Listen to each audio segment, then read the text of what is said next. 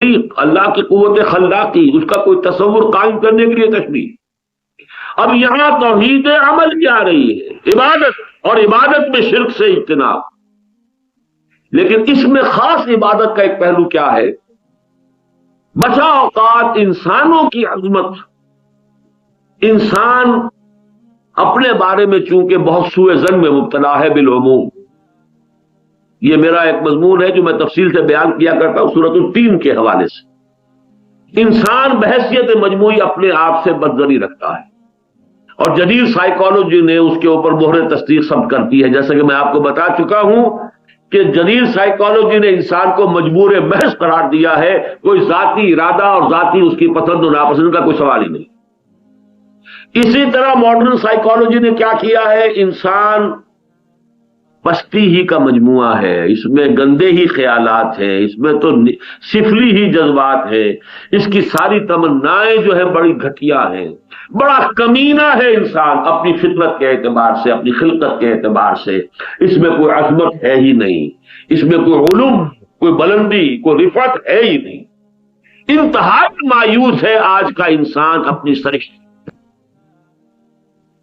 پورا فلسفہ اس کا پڑھ جائیے فرائڈ کا، وہ کیا ہے؟ سیکس، سوائے جنس کے کچھ اور ہے ہی۔ ایک ماں اپنے بچے کو، بیٹے کو اگر محبت بڑی نگاہ سے دیکھ رہی، اس میں بھی جنس ہے۔ باپ اپنی بیٹی کو اگر محبت بڑی نگاہ سے دیکھ رہی ہے تو یہ پدرے شفقت پدری کوئی شے نہیں ہے، یہ بھی جنس ہے۔ انا للہ و انا الیہ راجعون، ذہن پر سوار۔ اسی طرح ایڈلر، حب تفوق، ہر ایک لگا ہوا ہے اپنی بڑائی کے لیے۔ اب یہ کہ 100 طرح کے انداز ہے، کوئی کسی انداز میں اونچا بننے کی کوشش کر رہا ہے، کوئی کسی انداز میں اونچا بننے کی کوشش کر رہا ہے، کوئی دولت کی دھونک جمانے کی فکر میں ہے، کوئی اپنے علم کی دھونک جمانے کی فکر میں ہے، باقی ہر انسان جو ہے اسی میں۔ حب تفوق، دی ارج ٹو ڈومینیٹ، یہی کچھ ہے سب کچھ۔ خواب کیا ہے؟ آپ کے سپریس ڈیزائرز ہیں، وہ جو آپ کے پورے نہیں ہو پاتی ہیں، تمنائیں ہیں، آرزویں ہیں۔ وہ جو غالب نے کہا ہے کہ ناکردہ گناہوں کی بھی حسرت کی ملے داد، یا رب یہ اگر کردہ گناہوں کی سزا ہے تو جو کردہ گناہ ہے وہ تو کر لیے آپ نے، جو ناکردہ گناہ ہے جو کر نہیں پائے وہ خواب میں آپ پورے کر لیتے ہیں۔ معلوم ہوا کہ انسان کے اندر سرے سے کوئی علم، کوئی رفعت، کوئی بلندی، کوئی اعلیٰ کوئی تصور ہے، پست ہی پست۔ یہ ہے در حقیقت آج کے انسان کا تصور۔ لہذا اس حالت میں کوئی انسان ذرا اونچا نظر آتا ہے، اس سطح سے بلند، صداقت، امانت، ایفائے عہد، یہ انسان نہیں معلوم ہوتا ہے کچھ اور ہے۔ یہ در حقیقت انسانیت سے بحیثیت مجموعی مایوس ہونے کا نتیجہ ہے، یہ کچھ اور ہے۔ انسان تو ایسا ہو ہی نہیں سکتا۔ یہ دیوتا ہے، اسے سجا لو کسی طاق کے اندر، ڈنڈوت کیا کرو اس کی، اس کو جو ہے آتے جاتے جو ہے ذرا سر جھکا کر، سر نے اڑا کر اس کے سامنے جو ہے اس کی تعظیم کے گیت گا لیا کرو، بس اس کی پیروی نہیں ہو سکتی۔ یہ ہے انسان کی پھر فراری ذہنیت۔ اگر اسے انسان مانا جائے تو اس کی پیروی ضروری ہو جائے گی، گویا کہ قابل عمل قرار پائے گا اتباع۔ قل ان کنتم تحبون اللہ فاتبعونی یحببکم اللہ، یہ بھی لفظ قل سے شروع ہونے والی آیتیں۔ اب اگر کوئی شخص جمع کرے گا اور پھر ان کو کلاسیفائی کرے گا تو یہ خود اپنی جگہ پر ایک علمی کارنامہ ہو جائے گا۔ یہ بات کیا ہے؟ اتباع کرو میرا، اس لیے کہ میں بشر ہوں، ساتھ بھی وہ چیزیں جو تمہارے ساتھ ہے میرے ساتھ بھی ہے۔ اگر یہ نہیں ہے تو پھر ظاہر بات ہے کہ اتباع ممکن نہیں۔ اگر حضور کو بھوک لگتی ہی نہ ہو تو ظاہر بات ہے کہ جس شخص کو بھوک لگتی ہو وہ کیسے پیروی کر سکتا ہے اس کی جسے بھوک لگتی ہی نہیں۔ اگر جنسی جذبہ ہو ہی نہ تو وہ شخص کیسے پیروی کر سکتا ہے اس کی جس کے اندر جنسی جذبہ ہی نہیں ہے؟ اس کو تو اپنی مصیبت پڑی ہوئی، جنسی جذبہ اس کے اندر ہے اور بہت منظور ہے، کیا کرے؟ اس اعتبار سے یہ دو پہلو ہیں کہ جو آتے ہیں گمراہی کے، اس تصور پر مبنی ہو کر کہ کوئی بلندی، کوئی عظمت کردار، یہ در حقیقت انسان کے اندر تو بحیثیت انسان تو نہیں ہو سکتی۔ اگر کہیں نظر آ رہی ہے تو اس کی سورس کوئی اور ہے، اس کی نفی کی جا رہی ہے۔ قل انما انا بشر مثلکم۔ اب یہ جو حصہ ہے اس آیت کا، یہ بہت محبوب ہے ہمارے جو اہل حدیث حضرات ہیں ان کا ایک ذوق ہے توحید کا، اور اس میں چونکہ وہ نفی کرتے رہتے ہیں اولیاء اللہ کی جو پرستش ہو رہی ہے، مانوی ہو رہی ہے، یا قبروں کو سجدے کیے جا رہے ہیں، اور اس معنی میں حضور کی شان بھی ایسی بیان کی جا رہی ہے کہ جس میں ان کے ڈانڈے جو ہے الوہیت کے ساتھ ملا دیے جائیں، تو اس کی نفی کرنے کے لیے واقعتاً یہ آیت جو ہے یہ بہت بڑا تریاق ہے، بہت مؤثر ہے، لہذا یہ اس حلقے کے اندر بہت محبوب آیت ہے، اگرچہ میں اس کا دوسرا پہلو آپ کے سامنے بیان کروں گا آج۔ قُلْ إِنَّمَا أَنَا بَشَرٌ مِثْلُكُمْ يُوحَىٰ إِلَيَّ أَنَّمَا إِلَٰهُكُمْ إِلَٰهٌ وَاحِدٌ، مجھ پر جو بات وحی کی گئی ہے، اب یہ کہ یہاں پر ایک طرح کا پھر کلمہ حصر آ رہا ہے، انما الہکم الہ واحد، اس وحی کا لب لباب یہ ہے کہ تمہارا الہ ایک ہی الہ ہے، کوئی اور ذات واحد، وہی ذات واحد عبادت کے لائق، زبان اور دل کی شہادت کے لائق کوئی اور ذات نہیں ہے جو عبادت کی سزاوار۔ فمن کان یرجو لقاء ربہ فلیعمل عملا صالحا، تو جو کوئی بھی اپنے رب سے ملاقات کا امیدوار ہے اسے چاہیے کہ عمل کرے اچھے، ولا یشرک بعبادت ربہ احدا، اور اپنے رب کی عبادت میں کسی کو شریک نہ کرے۔ آخری حصہ میں ذرا چھوڑ رہا ہوں اگلے درس کے لیے، یہ بھی توحید عملی کا حصہ ہے، جو میں نے عرض کیا تھا کہ آج کا درس در حقیقت بالکل ملحق ہو جائے گا اگلے درس کے ساتھ، اور اس پر یہ بحث ہماری انشاءاللہ ختم ہو جائے گی۔ یہ سلسلہ جو ہے میرے دروس کا نیا سلسلہ شروع ہوگا اس کے بعد۔ تو عبادت سے مفہوم کیا ہے، مراد کیا ہے، عبادت میں سے شرک سے کو نکال دینے کے کیا تقاضے ہیں، اس پر گفتگو ہوگی آئندہ درس میں۔ لیکن یہاں نوٹ کیجئے کہ اس حدیث میں جو بات، اس آیت میں جو بات آئی ہے، اس کی بالکل بظاہر ضد ایک حدیث ہے۔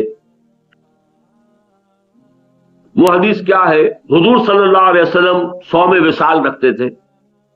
صوم وصال کیا ہے؟ آج روزہ رکھا، شام کو افطار نہیں کیا، وہ روزہ چل رہا ہے پوری رات ہوتے ہوئے، اگلے دن شروع ہو گیا، اگلی شام کو جا کر افطار کیا، گویا کہ 2 دن کا صوم وصال، وصل جوڑنے کو، 2 روزے جڑ گئے، 2 دن کا روزہ، درمیان میں رات بھی اسی طریقے سے گزری، نہ افطار ہے نہ اگلی سحری ہے، یہ صوم وصال ہے 2 دن کا۔ 3 دن کا بھی رکھتے تھے آپ، لیکن صحابہ کو سختی سے منع کرتے تھے۔ اب صحابہ میں بہت سے ایسے بھی تھے کہ جن کے اندر یہ جذبہ عبادت جو ہے وہ بہت گہرا تھا، بہت زوردار تھا۔ اسی میں وہ روایت بھی ذہن میں رکھ لیجئے کہ 3 صحابہ نے ازواج مطہرات سے جا کر حضور کی عبادت کے بارے میں معلومات حاصل کی، آپ رات کو کتنی دیر سوتے ہیں، کتنی دیر جاگتے ہیں، اور مہینے میں کتنے آپ روزے رکھتے ہیں نفلی۔ اور جب بیان کیا گیا وہاں تو کوئی تکلف نہیں تھا، تسنع نہیں تھا، کوئی پردے داری نہیں تھی، ازواج مطہرات نے صحیح صحیح بتا دیا۔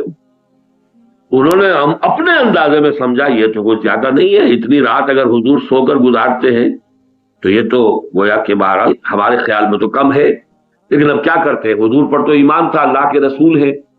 اس کی یہ توجیہ کی کہ تو آپ تو معصوم ہیں، آپ سے کسی خطا کا امکان ہی نہیں، لہذا آپ کے لیے تو اتنی عبادت کافی ہے، ہمارے لیے تو کافی نہیں ہو سکتی، ہم تو خطا کار ہیں، ہمارے تو نہ معلوم کیا کیا وسوسے دل میں آتے ہیں اور کیا کچھ ہوتا ہے، تو ہمارے لیے اتنی عبادت کافی نہیں۔ اب ان میں سے ایک نے کہا میں تو ہمیشہ روزہ رکھوں گا، کبھی بھی ترک نہیں کروں گا، یعنی روزانہ روزہ۔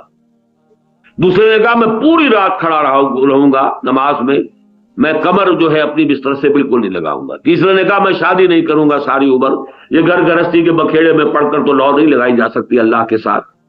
اب ان کی خبر مل گئی حضور کو، آپ نے طلب فرمایا اور سخت آپ نے غصے کا اظہار فرمایا، اور غصے کا اظہار اس سے بھی ہوتا ہے کہ بہت غیر معمولی انداز ہے کہ خدا کی قسم میں تم میں سب سے بڑھ کر اللہ سے ڈرنے والا ہوں، سب سے بڑھ کر متقی ہوں، تم نے کہیں یہ مجھ سے آگے بڑھنے کی عبادت میں جو سوچ کی ہے یہ بہت بڑی غلط سوچ ہے، لیکن میری رائے یہ ہے، میرا عمل یہ ہے کہ میں رات کو سوتا بھی ہوں، نماز بھی پڑھتا ہوں، میں روزے رکھتا بھی ہوں، نہیں بھی رکھتا نفلی روزے، اور میرے تو بیوی بچے ہیں، میری گھر گرہستی کی زندگی ہے، 9 ازواج مطہرات تو ایک وقت میں حضور کے نکاح میں رہی ہیں۔ اب اگر کسی کو اسی میں وہ الفاظ آتے ہیں فمن رغب عن سنتی فلیس من، میری سنت یہ ہے جو کوئی بھی میری سنت سے اتباع کرے گا، جو بھی میری سنت کو چھوڑے گا، اس کو پسند نہیں کرے گا، اسے گھٹیا سمجھے گا، تو اس کا مجھ سے کوئی تعلق نہیں. من رغب عن سنتی فلیس من. اس حوالے سے کسی صحابی نے حضور سے پوچھ لیا، کہہ دیا حضور آپ خود تو رکھتے ہیں روزہ، صوم وصال، ہمیں منع کرتے ہیں. اب یہاں الفاظ سنیے جواب، ایکم مثلی، تم میں سے کون ہے جو مجھ جیسا ہو؟ بظاہر نفی ہو گئی نہیں. قل انما انا بشر مثلکم، کہہ دیجئے کہ میں بشر ہوں تم جیسا. جہاں حضور فرما رہے ایکم مثلی، تم میں سے کون ہے مجھ جیسا؟ ابھی تو عند ربی، میں تو رات بسر کرتا ہوں اپنے رب کے پاس. وہ یطعمنی ویسقینی، وہ مجھے کھلاتا بھی ہے پلاتا بھی. کون انسان ہے کہ جو اپنے بارے میں یہ دعویٰ کر سکے؟ معلوم ہوا کہ یہاں ہمیں وہ قاعدہ اپلائی کرنا پڑے گا جو فقہا اور محدثین تسلیم کرتے ہیں، جو ہمارے جدید دور کے کچھ لوگ جو ہیں منکرین سنت، وہ اس سے اباع کرتے ہیں. اسی وجہ سے بہت ضلوا ضلالا بعیدا، وہ بہت دور چلے گئے.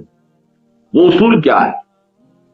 حدیث رسول یا سنت رسول قرآن کے عام کو خاص کر سکتی ہے. قرآن کا عام لفظ کیا ہے؟ قل انما انا بشر مثلکم، میں ہوں تمہاری ہی طرح کا ایک بشر، یہ عام ہے. حدیث رسول نفی نہیں کر رہی اس کی، اس عام کو خاص کر رہی ہے. ایک اعتبار سے میں بالکل تم جیسا ہوں، ایک پہلو میرا ایسا ہے جس میں میرے اور تمہارے درمیان کوئی فرق نہیں ہے. وہ کس پہلو سے ہے؟ اب میں بعد میں بیان کروں گا اس کو، کہ نہ قرآن کی آیت غلط ہے نہ حدیث نبی غلط ہے. اصول وہی اپلائی ہو جائے گا کہ حدیث رسول صحیح حدیث، اگر کوئی ضعیف ہے اس کو چھوڑ دیجیے، صحیح حدیث ہے. حدیث رسول قرآن کے عام کو خاص کر سکتی ہے یا قرآن کے اجمال کی تفصیل کر سکتی ہے. جیسے قرآن میں آیا کہ بیک وقت دو بہنوں کو آپ نکاح میں نہیں رکھ سکتے، اس کو آگے ایکسٹینڈ کر دیا حضور نے کہ ہاں یہی حکم ہوگا خالہ بھانجی کا بھی اور پھوپھی اور بھتیجی کا بھی. ایک شخص نکاح میں خالہ اور بھانجی کو بیک وقت نہیں رکھ سکتا، جیسے کہ دو بہنوں کو قرآن میں کہا گیا ہے. لیکن اس حکم کو ایکسٹینڈ کر دیا محمد رسول اللہ صلی اللہ علیہ وسلم. اسی طریقے سے جو یہ آیت جو ہے حد جو ہے سورہ نور میں آئی ہے زنا کی، الفاظ تو وہاں عام ہے، زانی مرد زانی عورت، لیکن حدیث رسول نے سنت رسول نے اسے خاص کر دیا کہ وہ ہے غیر شادی شدہ زانی اور زانیہ کی سزا. شادی شدہ کے لیے رجم ہے، وہ سنت رسول سے ثابت ہے. اس حوالے سے یہی قاعدہ یہاں اپلائی ہوگا کہ خاص پہلو سے تو یقیناً محمد صلی اللہ علیہ وسلم انسانوں جیسے تھے. انما انا بشر مثلکم، آپ کا جسم، آپ کا مادی وجود، جیسے والد اور والدہ سے ہر انسان کی پیدائش ہو رہی ہے، ایسے ہی والد اور والدہ سے آپ کی پیدائش ہوئی ہے. جیسے بچپن ہوتا ہے، لڑکپن ہوتا ہے، نوجوانی ہے، جوانی ہے، وہ سب آپ پر بھی آئی ہے. جیسے بھوک تمام انسانوں کو لگتی ہے، آپ کو بھی لگتی تھی. جیسے ایک جنسی خواہش کا جذبہ تمام انسانوں میں ہے، آپ میں بھی تھا. جیسے تکان سب کو طاری ہوتی ہے، آپ کو بھی ہوتی تھی. یہ سارے جو بھی ہیں وہ تمام چیزیں ان کے اندر بتمام و کمال ایک انسان کے بالکل مشابہ موجود ہیں. اور یہی وہ چیزیں ہیں کہ جو آپ کو الوہیت کے درجے سے بالکل پاک اور علیحدہ رکھتی ہیں اور بشریت اور عبدیت کے مقام پر برقرار رکھتی ہیں. لیکن یہ کہ کس پہلو سے آپ مساوی نہیں ہیں، اب اس پہ غور کیجئے. سب سے پہلے جو مساوی نہیں ہے وہ روح کے اعتبار سے. روح محمدی ازل سے جس شان اور علو مرتبت کی حامل ہے، آپ کسی اور روح کو اس پر قیاس نہیں کر سکتے. یہی وجہ ہے کہ ہمارے ہاں صوفیہ کے ہاں تو یہ چیز جو ہے بہت مقبول ہے. مجھے چونکہ اس کے لیے کوئی دلیل قرآن و سنت سے تاحال نہیں ملی، لہذا میں اس کا نہ اتنا تردید کرتا ہوں نہ میں اس کو کا اس بات کرتا ہوں. اور وہ یہ کہ اللہ تعالیٰ نے سب سے پہلے پیدا کیا نوری. یہاں تک تو آپ کو مل جاتا ہے حدیث میں، اول ما خلق اللہ نوری، چاہے وہ حدیث بعض محدثین کے نزدیک جو ہے قوی نہیں ہے، لیکن میں اسے صحیح سمجھتا ہوں کہ سب سے پہلے جو کائنات میں پیدا کیے گئی ہیں وہ ارواح انسانیہ ہیں، جو نور سے پیدا کی گئی، اور ان میں کوئی استبعاد نہیں ہے کہ سب سے پہلے روح محمدی پیدا کی گئی ہے صلی اللہ علیہ وسلم، اور روح چونکہ نور سے پیدا ہوئی ہے تو نور محمدی انہیں کہہ سکتے ہیں۔ لیکن اگلی بات جو ہے کہ پھر اس نور سے بقیہ پوری کائنات بنی ہے، اس کے لیے مجھے کوئی ثبوت قرآن میں، حدیث میں اس کے قریب آنے والا تصور بھی مجھے نہیں ملا تھا۔ بہرحال جہاں تک اس کا تعلق ہے کہ نور محمدی یا روح محمد صلی اللہ علیہ وسلم وہ اول تخلیق ہو، اس میں مجھے کوئی استبعاد نظر نہیں آتا، کہیں قرآن و سنت کی کسی بات سے وہ ٹکراتی نہیں، اس پہلو سے وہ بات قابل قبول ہے۔ اور یہ کہ وہ آپ کی روح جو ہے ابتدا سے، اب لفظ ازل ہم کیسے استعمال کریں گے؟ ازل کا لفظ تو صرف اللہ کے لیے آ سکتا ہے، باقی حضور بھی چونکہ ارواح بھی مخلوق ہیں، جنات بھی مخلوق ہیں، تمام جو حیوانات ہیں، اور پھر انسان کا وجود حیوانی بھی مخلوق ہے، لہذا مخلوق ہونے کے ناطے تو وہ دوسرے کھاتے میں چلے گئے۔ لیکن یہ کہ قدیم ترین جو ہے مخلوقات میں سے وہ ہے روح محمدی صلی اللہ علیہ وسلم، اور ہم کہہ سکتے ہیں اس کو ازل سے تعبیر کر سکتے ہیں۔ اسی وقت سے وہ اپنے ان تمام امتیازی جو شان ہے اس کے ساتھ تھی روح محمدی۔ اسی لیے پوچھا گیا آپ سے متا وجبت لک النبوۃ یا رسول اللہ، اور یہ حدیث ترمذی شریف کی ہے، میں نے عظمت صوم نامی کتابچے میں اس کو درج کیا ہوا ہے۔ اے اللہ کے نبی، آپ کو نبوت کب ملی؟ آپ نے فرمایا والآدم بین الماء والطین، ابھی آدم جو ہے وہ تو پانی اور مٹی کے درمیان ہی تھے، وہ مٹی گھل ہی رہی تھی، ابھی حیولہ بن ہی رہا تھا، میں تب بھی نبی تھا۔ تو آپ کا جو وجود مادی ہے وہ تو آدم کے 10,000 برس بعد آنے والا ہے یا 8,000 برس بعد آنے والا ہے۔ آدم کی صلب سے جو سلسلہ چلے گا وہ نہ معلوم کتنی نسلوں کے بعد جو ہے وہ محمد الرسول اللہ صلی اللہ علیہ وسلم جو ہے ان تک منتج ہوگا، لیکن روح محمدی صلی اللہ علیہ وسلم وہ تو موجود ہے۔ روح آدم بھی تھی، لیکن روح محمدی اس وقت بھی اپنی جس امتیازی شان کے ساتھ تھی وہ اپنی جگہ پر ہے، اور اس کے بارے میں کوئی تصور نہ کیجئے کہ وہ عام ارواح انسانیہ جیسی ہے، معاذ اللہ۔ نمبر 2 بات میں آج کی سائنٹیفک انداز سے کہہ دوں، کوئی خاص جین بھی تو ہو سکتا ہے محمد الرسول اللہ صلی اللہ علیہ وسلم کا جو آدم کے صلب سے لے کر اور عبداللہ ابن عبد المطلب کے صلب تک چلا آ رہا ہو اور وہ امتیازی شان کا حامل ہو۔ آج تو ہمیں معلوم ہے جینز اور وہ تمام کچھ خصوصیات اور صفات لے کر آتے ہیں، تو چاہے اس اعتبار سے حضور انسانوں کے مانند ہے کہ ماں اور باپ سے پیدائش ہوئی ہے، آپ کے وہی 9 مہینے جو ہے بطن مادر میں بھی ہوئے ہیں، آپ کی ولادت ہوئی ہے، پھر آپ کا وہ انفینسی ہے، چائلڈہڈ ہے، پھر اور چلتے جائیے سارے ادوار سے آپ گزرے، وہ صحیح ہے، بھوک ہے، پیاس ہے، تکان ہے، نیند کی ضرورت ہے، آرام کی ضرورت ہے، جنسی خواہش سب ہے آپ کے اندر، اس اعتبار سے تو آپ مثل ہیں، قل انما انا بشر مثلکم۔ لیکن دوسری طرف آپ کی بعض امتیازی شانیں ہیں، نہ صرف آپ کی روح کی، روح پر نور کی اور روح پر فتوح کی، بلکہ آپ کے وجود مادی کی امتیازی شان بھی ہو سکتی ہے کسی خاص جین کے حوالے سے جو چلا آ رہا ہو، جسے ہمارے ہاں میلاد کی کتابوں میں آپ پڑھتے ہیں، یہ باتیں وہ کسی اور انداز میں لکھی ہوتی ہیں، عوام کے لیے لکھی گئی تھی۔ وہ نور منتقل ہوتا چلا آ رہا ہے صلب سے صلب کو، حضرت جو آدم سے چل کر وہ صلب جو ہے ہوتے ہوتے، ظاہر بات ہے کہ وہ سلسلہ مادی جو ہے وہ تو اسی طریقے سے آیا ہے، اور اس میں جینز ہیں جو ٹرانسمٹ ہو رہے ہیں۔ تو محمد رسول اللہ صلی اللہ علیہ وسلم کا جسم حیوانی بھی جس جین سے بنا ہو، وہ ابتدا ہی سے کوئی امتیازی شان کا حامل ہو، یہ چیز بھی مستبعد نہیں ہے، یہ چیز بھی ناممکنات میں سے نہیں ہے۔ ان دونوں کے درمیان رکھیے حقیقت کو کہ ایک طرف قل انما انا بشر مثلکم، یہ بھی درست، 100% درست، اور دوسری طرف حضور کا یہ فرمانا ایکم مثلی ابیت عند ربی هو یطعمنی ویسقینی، میں تو اپنے رب کے پاس رات بسر کرتا، وہ مجھے کھلاتا ہے پلاتا ہے، تم میں سے کون مجھ جیسا ہے؟ تو ان دونوں چیزوں کو برقرار رکھیے۔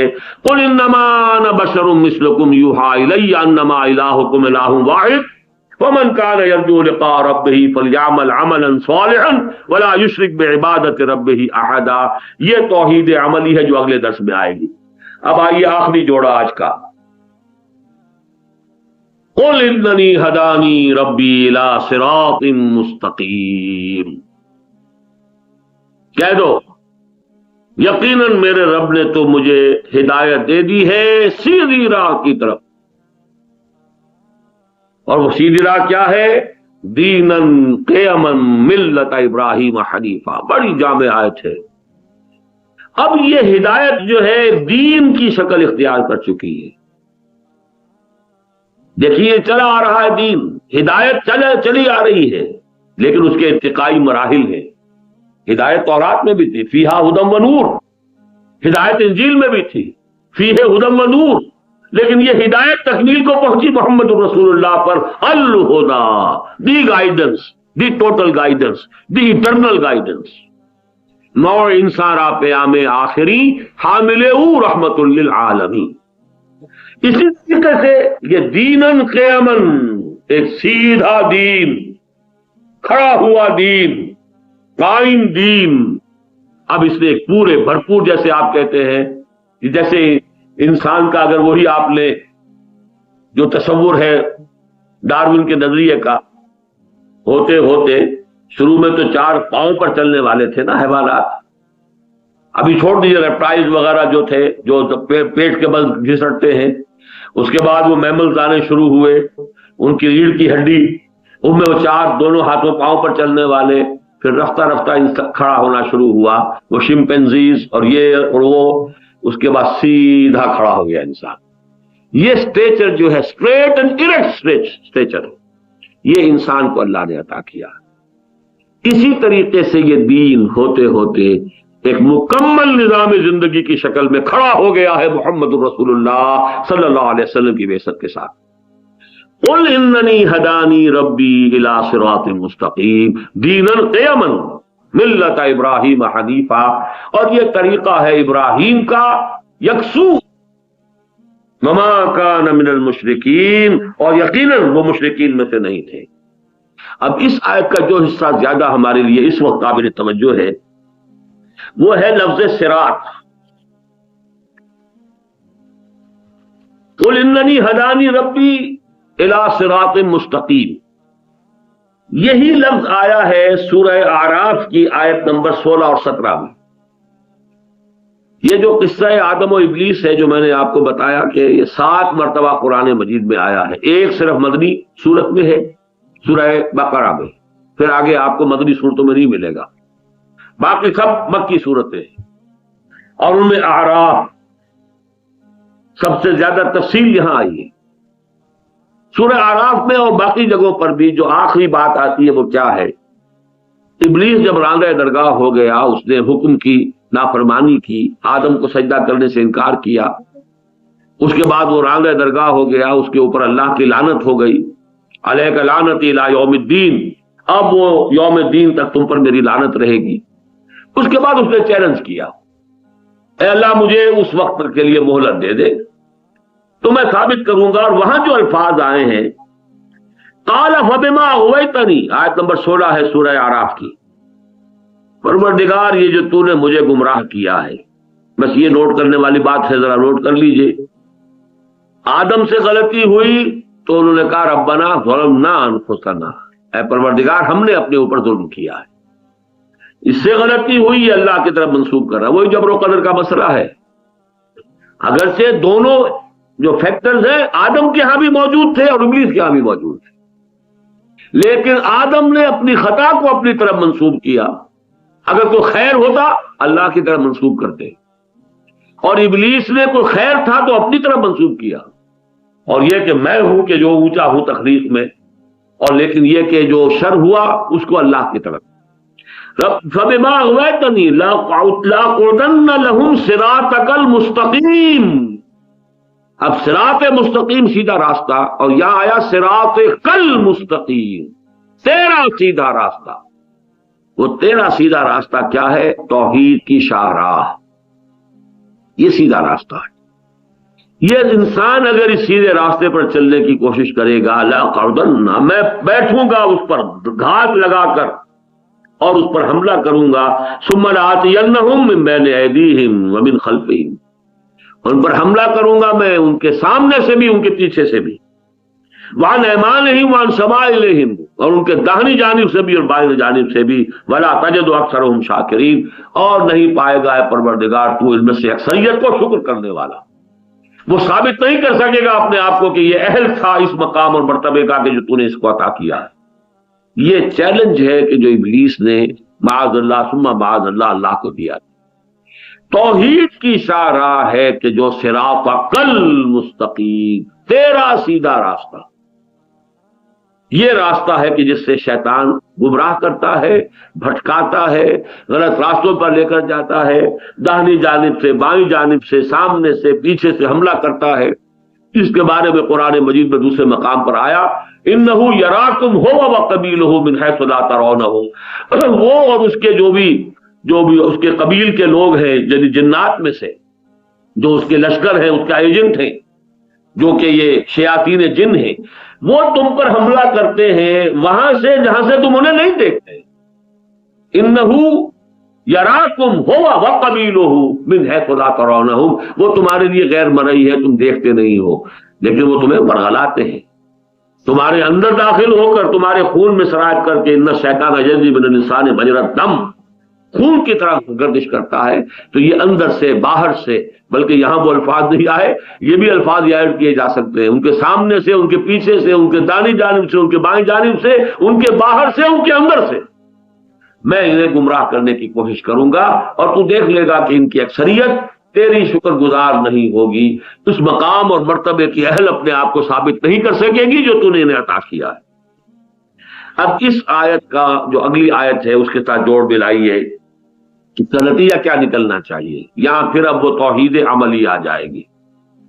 آج کی 6 آیات جو ہم پڑھ رہے ہیں ان میں سے 3 کے اندر توحید عملی آتی ہے۔ میں نے آج اس کو زیادہ بیان نہیں کیا، اس کو اگلے درس کے لیے رکھ چھوڑا ہے، کچھ اور اضافوں کے ساتھ انشاءاللہ اس پر بحث ہوگی، لیکن اس کا نتیجہ جو نکلنا چاہیے لب لباب وہ یہاں آ گیا۔ قل ان صلاتی و نسکی و محیای و مماتی للہ رب العالمین۔ توحید کا خلاصہ، توحید کا لب لباب عمل میں، رویے میں، روش میں کیا ہے؟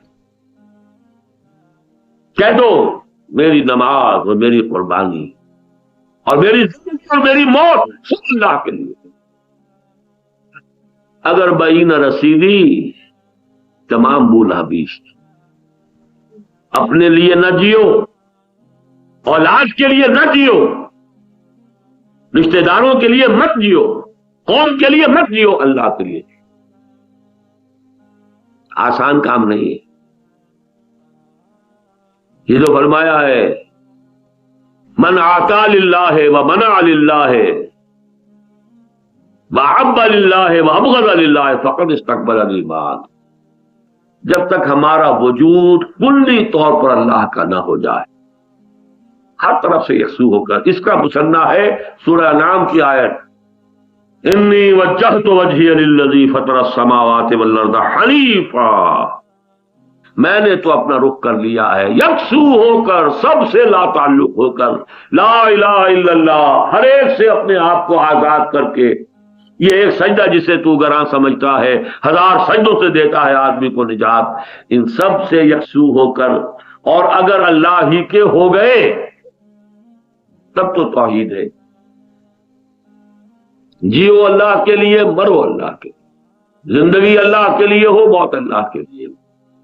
ہاں اس کے تابع اللہ نے تمہارے نفس کے لیے بھی، تمہارا نفس کے لیے بھی کچھ حقوق تمہارے اوپر رکھ دیے ہیں، نفس کے حقوق بھی ادا کرو یہ سمجھ کر کہ اللہ نے یہ حق مقرر کیا، تو گویا کہ اللہ کے لیے دے رہے ہو، نفس کو نہیں دے رہے۔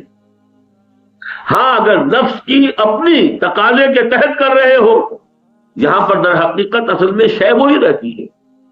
آپ بھی اولاد کے لیے کوشش کر رہے ہیں، کوئی اللہ کا وہ ولی وہ بھی کوشش کرتا ہے، لیکن وہ اس لیے کر رہا ہے کہ اللہ نے یہ حکم اس کو دیا ہے اور اس کے اوپر حق رکھا ہے، اور آپ اگر کر رہے ہیں اس لیے کہ آپ کی طبعی محبت ہے، ایک حیوانی تقاضا ہے، جیسے کوئی حیوان بھی، اگرچہ حیوانات اتنی دیر تک اپنے بچوں کی کیئر نہیں کرتے، پرورش نہیں کرتے جتنی دیر تک کہ انسان کرتا ہے۔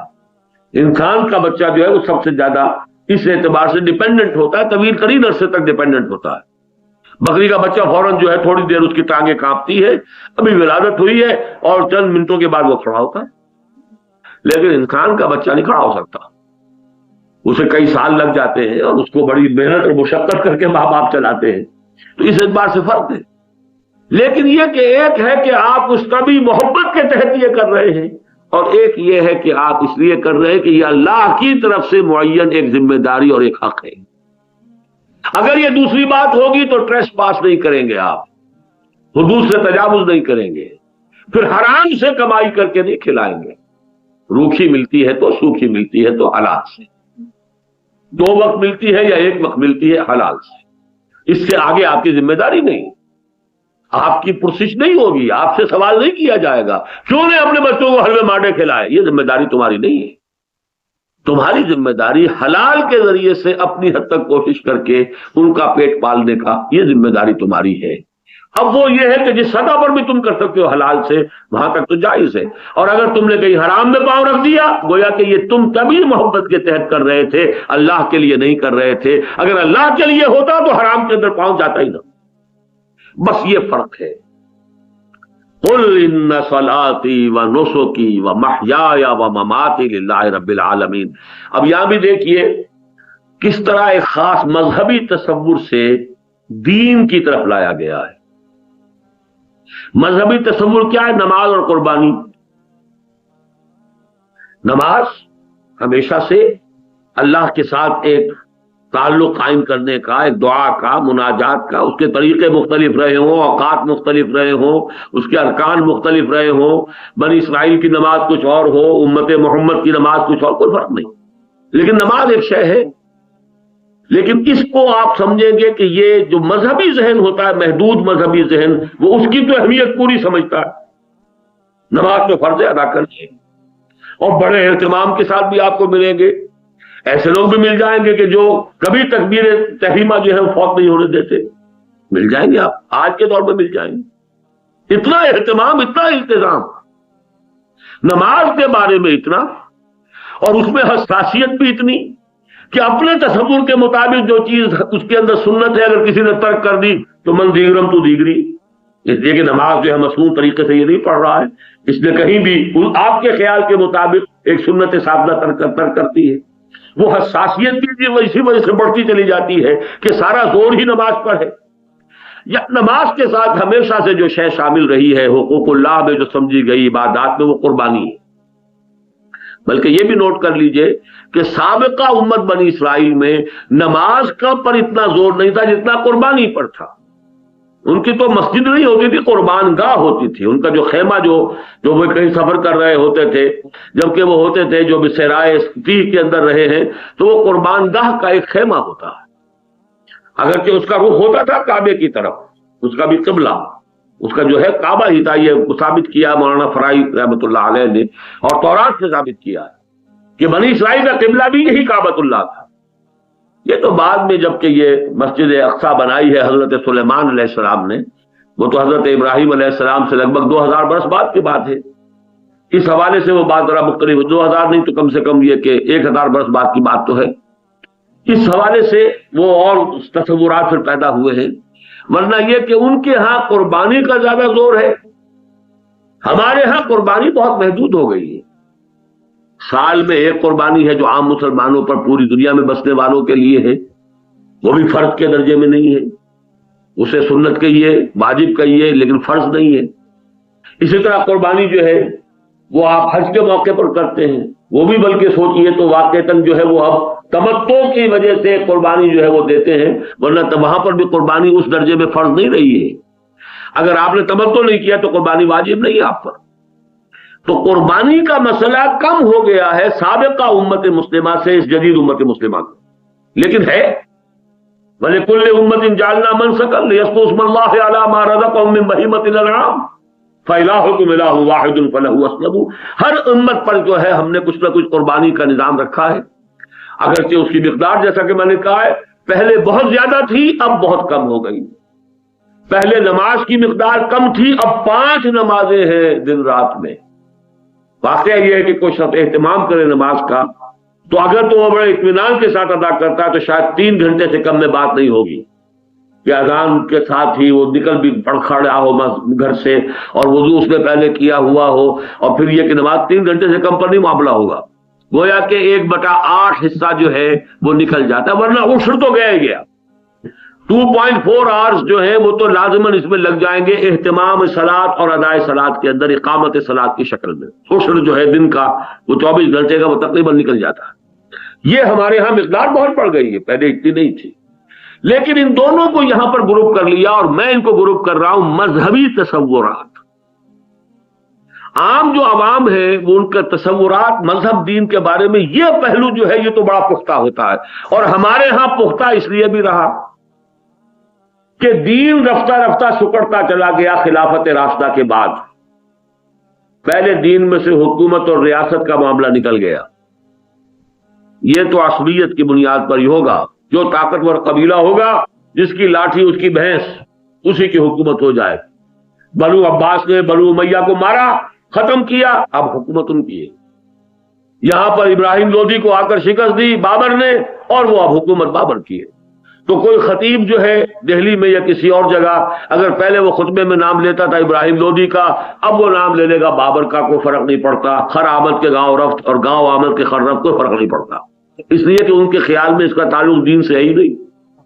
تو دین سکڑنا شروع ہو گیا تھا فوراً خلافت راشدہ کے بعد، اور اس کے بعد اور سکڑ گیا. کم سے کم جب تک مسلمانوں کی حکومتیں قائم تھیں، خطیب بھی تھے، حکومت کے مقرر کردہ ہوتے تھے. خود خطیب کو خود بخود نہیں ہو سکتا تھا خطیب کو کھڑا ہو جائے خطبہ دینے اور واز کہنے، ممنوع تھا یہ. نمبر 2، مفتی یہ نہیں تھا کہ ہر شخص دکان چمکائے بیٹھا ہوا افتاء کی. مفتی، قاضی یہ منصب تھے، سرکاری عہدے تھے، اور شریعت کے مطابق فیصلے ہوتے تھے. یہ معاملہ بھی ختم ہو گیا جب انگریز آ گیا. کہیں ڈچ آ گئے، کہیں کوئی اور آ گئے، کہیں کوئی آ گئے. اب وہ اسلام اور سکڑ گیا. اب وہ جناب آپ کے تمام مقدمات جو ہے فوجداری اور دیوانی، وہ تو قانون علیحدہ ہو گیا. انگریز کا فوجداری قانون بھی ہے اور انگریز کا دیوانی قانون بھی ہے. آپ کا دین سکڑ کر رہ گیا نماز، روزہ، حج اور زکوٰۃ میں، یا شراب نہ پینا اور سور نہ کھانا میں، اور یا یہ زیادہ سے زیادہ انگریز نے رعایت کی تھی جو ہم نے آ کے اب ختم کر دی. آئلی قوانین اور وراثت ہمارے اوپر چھوڑ دی تھی، تم جس طرح چاہو کر لو. وراثت میں چوائس دے دیا تھا، چاہو شریعت کے مطابق کروا لو اور چاہے تو اپنے فیصلے جو ہے رواج کے مطابق طے کرا لو، یہ تمہارا چوائس. باقی نکاح طلاق تم جانو، تمہارے مفتی جانے. تو سکڑ کر دین رہ گیا یہاں تک. بندگی میں گھٹتے رہ جاتی ہے جوئے کمام، اور آزادی میں بہرے بے کراں ہے زندگی. دین جب آزاد تھا، دین جب غالب تھا، بہرے بے کراں، اور دین جب مغلوب ہو گیا اب وہ سمٹ کر رہ گیا نماز روزہ.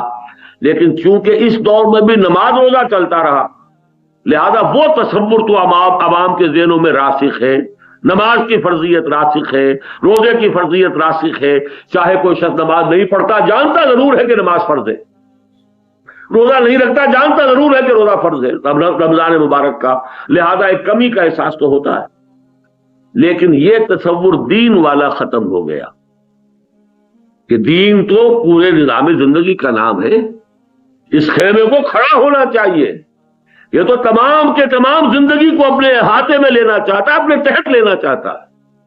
اور اس خیمے کو کھڑا کرنے کی جد و جہد تو آپ کو کرنی پڑے گی. اس جد و جہد میں جان کھپے گی، مال کھپے گا، وقت کھپے گا. اپنے آپ کو کھپاؤ گے تو ہوگا. لہذا یہاں ان صلاتی و نسکی کے بعد و محیایا و مماتی، یہ میری زندگی اور میری موت اللہ کے. یہ تصور ہے دین کا. دینن قیما ملت ابراہیم حنیفا. یہ دین جو ہے قائم دین، سیدھا دین، صحیح دین، ڈائریکٹ دین. جس طرح یہ میملز جو ہے وہ آ کر کھڑا ہو گیا ہے انسان سیدھا ڈائریکٹ پوسچر، ایسے ہی اب یہ دین ہے جو کھڑا ہو گیا ہے. یہ جھنڈا گڑ گیا ہے، یہ پوری زندگی کے اوپر محیط ہو چکا ہے. اس دین کو قائم کرنے یا قائم رکھنے کے لیے تن من دھن لگانا پڑے گا. صرف نماز روزے کے اوپر چھٹکارا نہیں ہو جائے گا. ان صلاتی، اس بات اس کا بھی ہے، نفی اس کی بھی نہیں ہوگی. ان صلاتی و نسکی و محیایا و مماتی، میری نماز بھی اور میری قربانی بھی اور میری زندگی بھی اور میری موت بھی سب اللہ کے لیے ہیں. للہ رب العالمین لا شریک لہو. دیکھیے اس میں یہاں پہ چونکہ 2 کی بجائے 3 آیتیں بن گئی ہے، لیکن یہ تیسری آیت در حقیقت تتمہ ہے اسی پہلی آیت دوسری آیت کا. مضمون کے اعتبار سے ہم اسے ایک آیت شمار کر سکتے ہیں. قل ان صلاتی و نسکی و محیایا و مماتی للہ رب العالمین لا شریک لہو وبذالک امرت وانا اول المسلمین. معلوم ہوا کہ اصل ابتدا بھی توحید اور نفی شرک کی. اننی ہدانی ربی الی صراط مستقیم دینا قیما ملت ابراہیم حنیفا وما کان من المشرکین. قل ان صلاتی و نسکی و محیای و مماتی للہ رب العالمین لا شریک لہ وبذالک امرت وانا اول المسلمون. اول المسلمین، سب سے پہلے سر تسلیم خم کرنے والا میں خود، سب سے آگے بڑھ کر اللہ کی بندگی کرنے والا میں خود ہوں. یہ ہے وہ معاملہ کہ عبد دیگر عبدہو چیزیں دیگر. یہ جو اللہ کا بندگی کا معاملہ جو ہے، جہاں حضور رسول کامل ہے، عبد کامل، یہ تاج بھی محمد رسول اللہ کے فرق مبارک ہی پر ہے. عبد کامل، عبدیت کاملہ. عبد دیگر عبدہو چیزیں دیگر ما سراپا انتظار منتظر. اور یہ عبد ہمتن اسی کا ہو جائے، زندگی اور موت اسی کے لیے ہو، جینا اور مرنا اسی کے لیے ہو، سونا اور جاگنا اسی کے لیے ہو، بھاگ اور دوڑ اسی کے لیے ہو. اسی کے لیے اپنی جان کو برقرار رکھنے کے لیے کچھ جان کو دیا جائے، اسی کے لیے اولاد کو وقف کرنے کے لیے اولاد کو پالا جائے. اگر یہ سارے تمام معاملات اس عظیم تر محرک کے تابع ہو گئے ہیں تب تو توحید ہے. اور اگر بہو نہ رسیدی اور اگر یہاں تک نہیں پہنچ پاتے، تمام بولہبی، پھر یہ بولہبی ہے، توحید نہیں ہے، یہ شرک ہے. کس کے لیے جی رہے ہو؟ اللہ کے لیے یا اپنے لیے یا اولاد کے لیے یا اپنی نفسانی خواہشات کے لیے یا کوئی اور اونچا ہو گیا ملک کے لیے، قوم کے لیے؟ نہیں. ان سب سے اوپر لا مقصود الا اللہ، لا مطلوب الا اللہ، لا محبوب الا اللہ. جب تک یہ شکل نہیں ہوتی، پھر دوہرا رہا ہوں وہی وہ بسرا اقبال کا، اگر بہو نہ رسیدی تمام بولا بھی. اقول قولی ھذا واستغفر اللہ لی ولکم ولسائر المسلمین والمسلمات.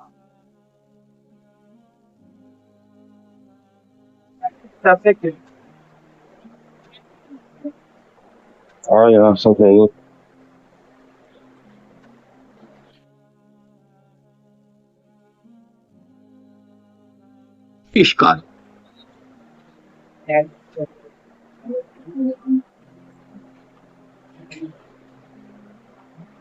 خصوصاً على افضلهم وخاتم النبیین محمد الامین وعلى آلہ وصحبہ اجمعین. اما بعد فقد قال اللہ تبارک وتعالی فی آخر سورۃ بنی اسرائیل اعوذ باللہ من الشیطان الرجیم بسم اللہ الرحمن الرحیم وقل الحمد للہ الذی لم يتخذ ولدا ولم يكن له شریک فی الملک ولم يكن له ولي من الذل وكبره تكبيرا. وقال تبارك وتعالى في آخر سورة الكهف قل انما انا بشر مثلكم يوحى الي انما الهكم اله واحد فمن كان يرجو لقاء ربه فليعمل عملا صالحا ولا يشرك بعبادة ربه احدا. صدق الله العظيم. وقال النبي صلى الله عليه وسلم يا أيها الناس وحدوا الله فإن التوحيد رأس الطاعات واتقوا الله فإن التقوى ملاك الحسنات. او کما قال صلی اللہ علیہ وسلم رب اشرح لی صدری ویسر لی امری واحلل عقدۃ من لسانی یفقهوا قولی اللہم ربنا الہمنا رشدنا واعذنا من شرور انفسنا اللہم ارنا الحق حقا وارزقنا اتباعه وارنا الباطل باطلا وارزقنا اجتنابه آمین یا رب العالمین۔ محترم صدر مجلس، معزز عہدیداران و کارکنان فاران کلب اور محترم اور معزز حاضرین، میری آج کی گفتگو کا عنوان آپ کے علم میں ہے،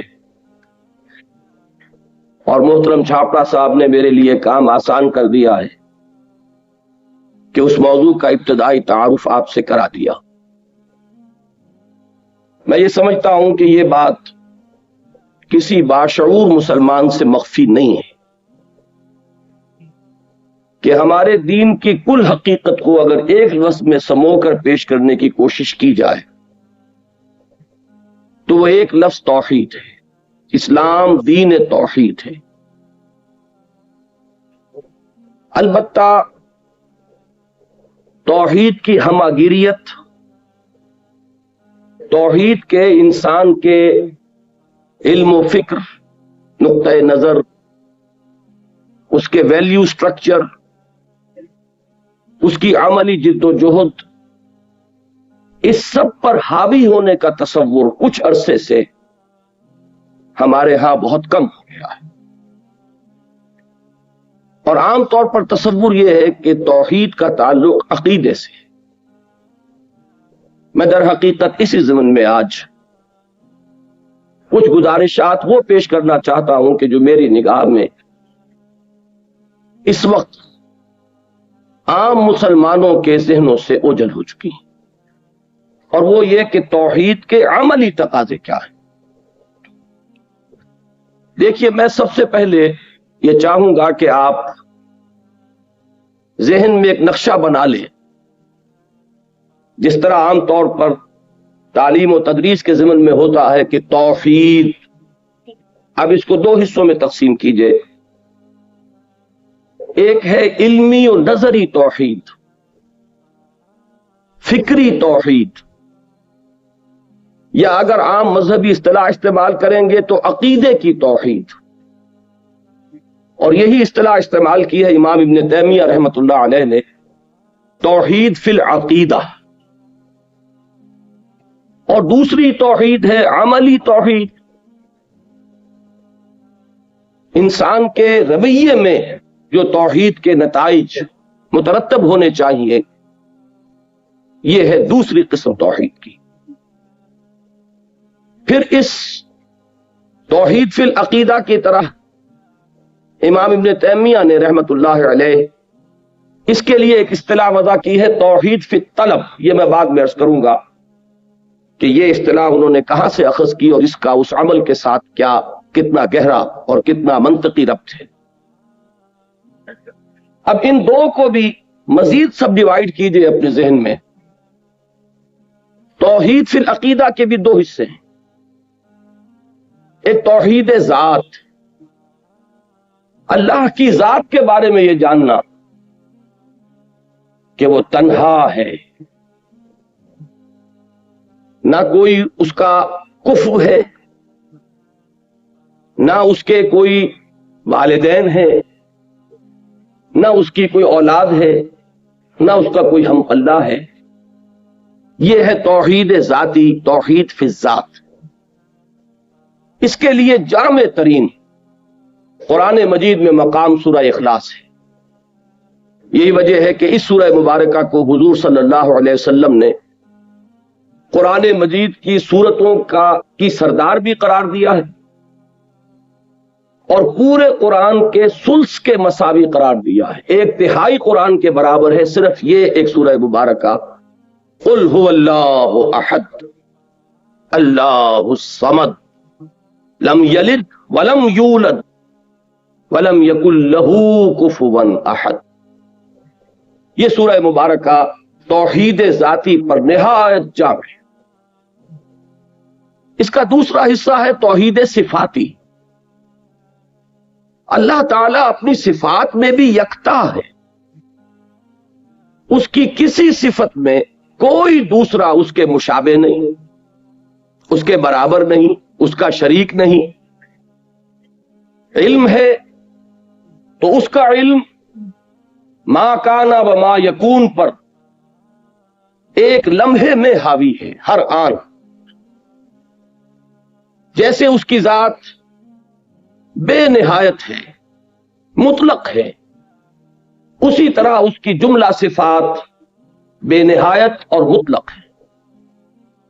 جس طرح اس کی ذات ہمیشہ سے ہے اور ہمیشہ رہنے والی ہے، اسی طرح اس کی صفات بھی ازلی ہے اور ابدی ہے، حادث نہیں ہے. جس طرح اس کی ذات خود بخود ہے، کسی اور کے وجود میں لانے سے وجود میں نہیں آئی، اسی طرح اس کی صفات بھی ذاتی ہے، کسی اور کی عطا کردہ نہیں. یہ ہے توحید فی الصفات. اور یہ بڑا ایک علمی سا مسئلہ ہے. اس میں انسان اگر چوکس نہ رہے تو اس کے پھسل جانے کا ہر لمحہ امکان رہتا ہے. اس کی وجہ یہ ہے کہ صفات کے لیے ہم جو الفاظ استعمال کرتے ہیں وہ مشترک ہیں، اللہ کے لیے بھی اور مخلوقات کے لیے بھی. اللہ بھی موجود، ہم بھی موجود. اب وجود جو ہے ایک وصف مشترک ہو گیا اللہ اور اس کائنات کے مابین. لیکن جب اللہ کے لیے لفظ وجود استعمال ہوگا تو اس کا مفہوم بالکل مختلف ہے اس مفہوم سے کہ جس مفہوم میں یہ لفظ وجود مخلوقات میں سے کسی کے لیے مستعمل. اللہ بھی عالم اور علیم ہے، اور انسان بھی عالم بھی ہوتے ہیں بلکہ علامہ بھی ہوتے ہیں. لیکن صفت علم کا اطلاق جب اللہ پر کیا جائے گا اس کا مفہوم بالکل کچھ اور ہوگا. اور جب کسی انسان کو عالم یا علامہ کہا جائے گا تو اس کا مفہوم بالکل مختلف ہوگا. لفظ مشترک ہے لیکن مفہوم اور معنی میں زمین و آسمان کا فرق ہے. اس اشتراک لفظی کی وجہ سے بالعموم مغالطہ ہوتا ہے. بہرحال اس وقت میں چونکہ اصلاً توحید فی العقیدہ سے بحث نہیں کر رہا ہوں، آج کی میری گفتگو وہ دوسری قسم کی توحید سے متعلق ہے، لہذا میں اس میں زیادہ تفصیل میں نہیں جا رہا. لیکن صرف ایک بات ضرور نوٹ کر لیجئے کہ جس طرح توحید ذاتی پر سورہ اخلاص قرآن مجید کا ذروہ سنام ہے، اس کا نقطہ عروج ہے، اس کا کلائمیکس ہے، اسی طرح توحید صفاتی پر آیت الکرسی اسی مقام اور مرتبے کی حامل ہے. اس میں اللہ تعالیٰ کی صفات الحی القیوم، اللہ تعالیٰ کے علم کی شان، یعلم ما بین ایدیہم وما خلفہم، مخلوقات کسے باشد کوئی بھی ہو، ملائکہ ہوں، انبیاء ہوں، رسول ہوں، اولیاء اللہ ہوں، کوئی بھی ہو، ولا یحیطون بشیء من علمہ الا بما شاء وسع کرسیہ السماوات والارض. اب یہ جو مختلف پہلو اس آیہ مبارکہ میں آئے ہیں آپ نوٹ کریں گے کہ جس طریقے سے کہ اس توحید ذاتی پر سورہ اخلاص نہایت جامع مقام ہے، بلکہ میں نے عرض کیا اور یہ حدیث میں مستعمل الفاظ ہیں ذروۃ السنام، یعنی یہ کہ جسے آپ انگریزی میں کلائمیکس سے تعبیر کرتے ہیں، چوٹی. تو توحید فی ذات پر سورہ اخلاص قرآن مجید کا کلائمیکس ہے، اور توحید صفاتی پر آیت الکرسی. یہی وجہ ہے کہ نبی اکرم صلی اللہ علیہ وسلم نے اس آیہ مبارکہ کو تمام آیات قرآنیہ کی سردار قرار دیا. اسی طریقے سے اب توحید عملی کے بھی دو حصے کیجئے. ایک ہے توحید کے عملی تقاضے انفرادی سطح پر، مجھ سے تقاضا کیا ہے ایک فرد کی حیثیت سے، اور دوسرا ہے توحید کے عملی تقاضے اجتماعی سطح پر. نظام اجتماعی میں کیا تقاضا ہے کہ جو پورا کر دیا جائے تو اس معاشرے کو یا اس ریاست کو ایک موحد ریاست یا موحد معاشرہ قرار دیا جا سکتا ہے. میں یہاں یہ عرض کرتا چلوں کہ جیسا کہ میں پہلے عرض کر چکا ہوں، کچھ عرصے سے ہمارے ہاں اس توحید عملی پر سے توجہ کم ہوتی چلی گئی. اس کے بڑے گہرے اسباب ہیں، وقت ہوا تو میں ان کی طرف اشارہ کروں گا. لیکن اس وقت صرف اس کو ایک واقعے کی حیثیت سے سامنے رکھیے. کئی صدیوں سے ہمارے ہاں ساری بحث و نزاع جو ہو رہی ہے وہ توحید علمی سے متعلق ہے، عقیدے کی توحید. اسی پر گفتگو ہے، اسی پر بحث و نزاع ہے، اسی پر مناظرے ہیں، اسی پر تصانیف ہیں. علماء کے آپس میں جو بھی قیل و قال کے سلسلے وہ بھی اسی سے وابستہ ہیں. اس کا ایک نتیجہ یہ نکلا ہے جس کو علامہ اقبال نے بہت خوبصورتی سے تعبیر کیا ہے کہ زندہ قوت تھی زمانے میں یہ توحید کبھی، جب توحید کا یہ جامع تصور تھا کہ یہ صرف ایک عقیدہ نہیں ہے، صرف ڈوگما نہیں ہے، صرف ایک مابعد الطبیعاتی تصور نہیں ہے، بلکہ یہ انسانی زندگی پر اثر انداز ہوتی ہے عملی اعتبار سے. تو یہ ایک عملی قوت تھی، زندہ قوت تھی زمانے میں یہ توحید کبھی. اور اب کیا ہے؟ فقط ایک مسئلہ علم کلام. یہ ہماری عقائد کی کتابوں کی ایک بحث بن کر رہ گیا مسئلہ، اور اسی میں وہ مختلف پہلو جو ہیں ہے صفات ذات حق، حق سے جدا یا عین ذات. بالکل ابتدا میں ہمارے متکلمین کی بحثیں ان موضوعات پر ہوئی ہیں اور اس شرح و بسط کے ساتھ ہوئی ہیں، اس تفصیل کے ساتھ ہوئی ہیں کہ ہوتے ہوتے اب یہ بات ذہن میں بیٹھ گئی ہے کہ توحید جو ہے شاید صرف انسان کے عقیدے سے متعلق ہے، اس کا اس کے عمل سے کوئی تعلق نہیں. حالانکہ واقعہ یہ ہے کہ جب یہ توحید انسان کے فکر و نظر کا ایک جزء بن کر اس کے پورے وجود میں سرایت کرتی ہے اور پھر اس کے طرز عمل کو ایک خاص رخ پر موڑتی ہے، انفرادی سطح پر بھی اور اجتماعی سطح پر بھی، تو واقعہ یہ ہے کہ اس سے بڑی کوئی قوت دنیا میں موجود نہیں. اب میں جہاں تک توحید فی العقیدہ ہے، جیسا کہ میں نے عرض کیا، اس کے بارے میں آج مجھے کچھ عرض نہیں کرنا ہے. اور ویسے بھی میں یہ سمجھتا ہوں کہ چونکہ یہ موضوع ہمارے علماء کرام کا رہا ہے، انہوں نے اس کا حق ادا کیا ہوا ہے. اس میں ہرگز یہ نہیں سمجھتا کہ کوئی بھی اضافہ میں کر سکتا ہوں.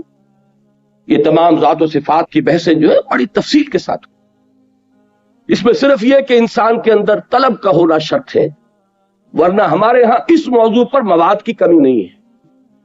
علماء کرام نے اس موضوع پر حق ادا کیا. لہذا میں اب اپنی پوری گفتگو کو محدود کر رہا ہوں توحید عملی سے متعلق. جیسا کہ میں نے عرض کیا، اس کو بھی مجھے دو لیولز پر ڈسکس کرنا ہے، ایک انفرادی اور ایک اجتماعی. انفرادی سطح پر توحید کا عملی تقاضا کیا ہے؟ صرف اللہ کا بندہ بن جانا، مان لیا کہ وہی الہ ہے، لا الہ الا اللہ، زبان سے کہہ دیا. خرد نے کہہ بھی دیا لا الہ، تو کیا حاصل؟ دل و نگاہ مسلمان نہیں تو کچھ بھی نہیں.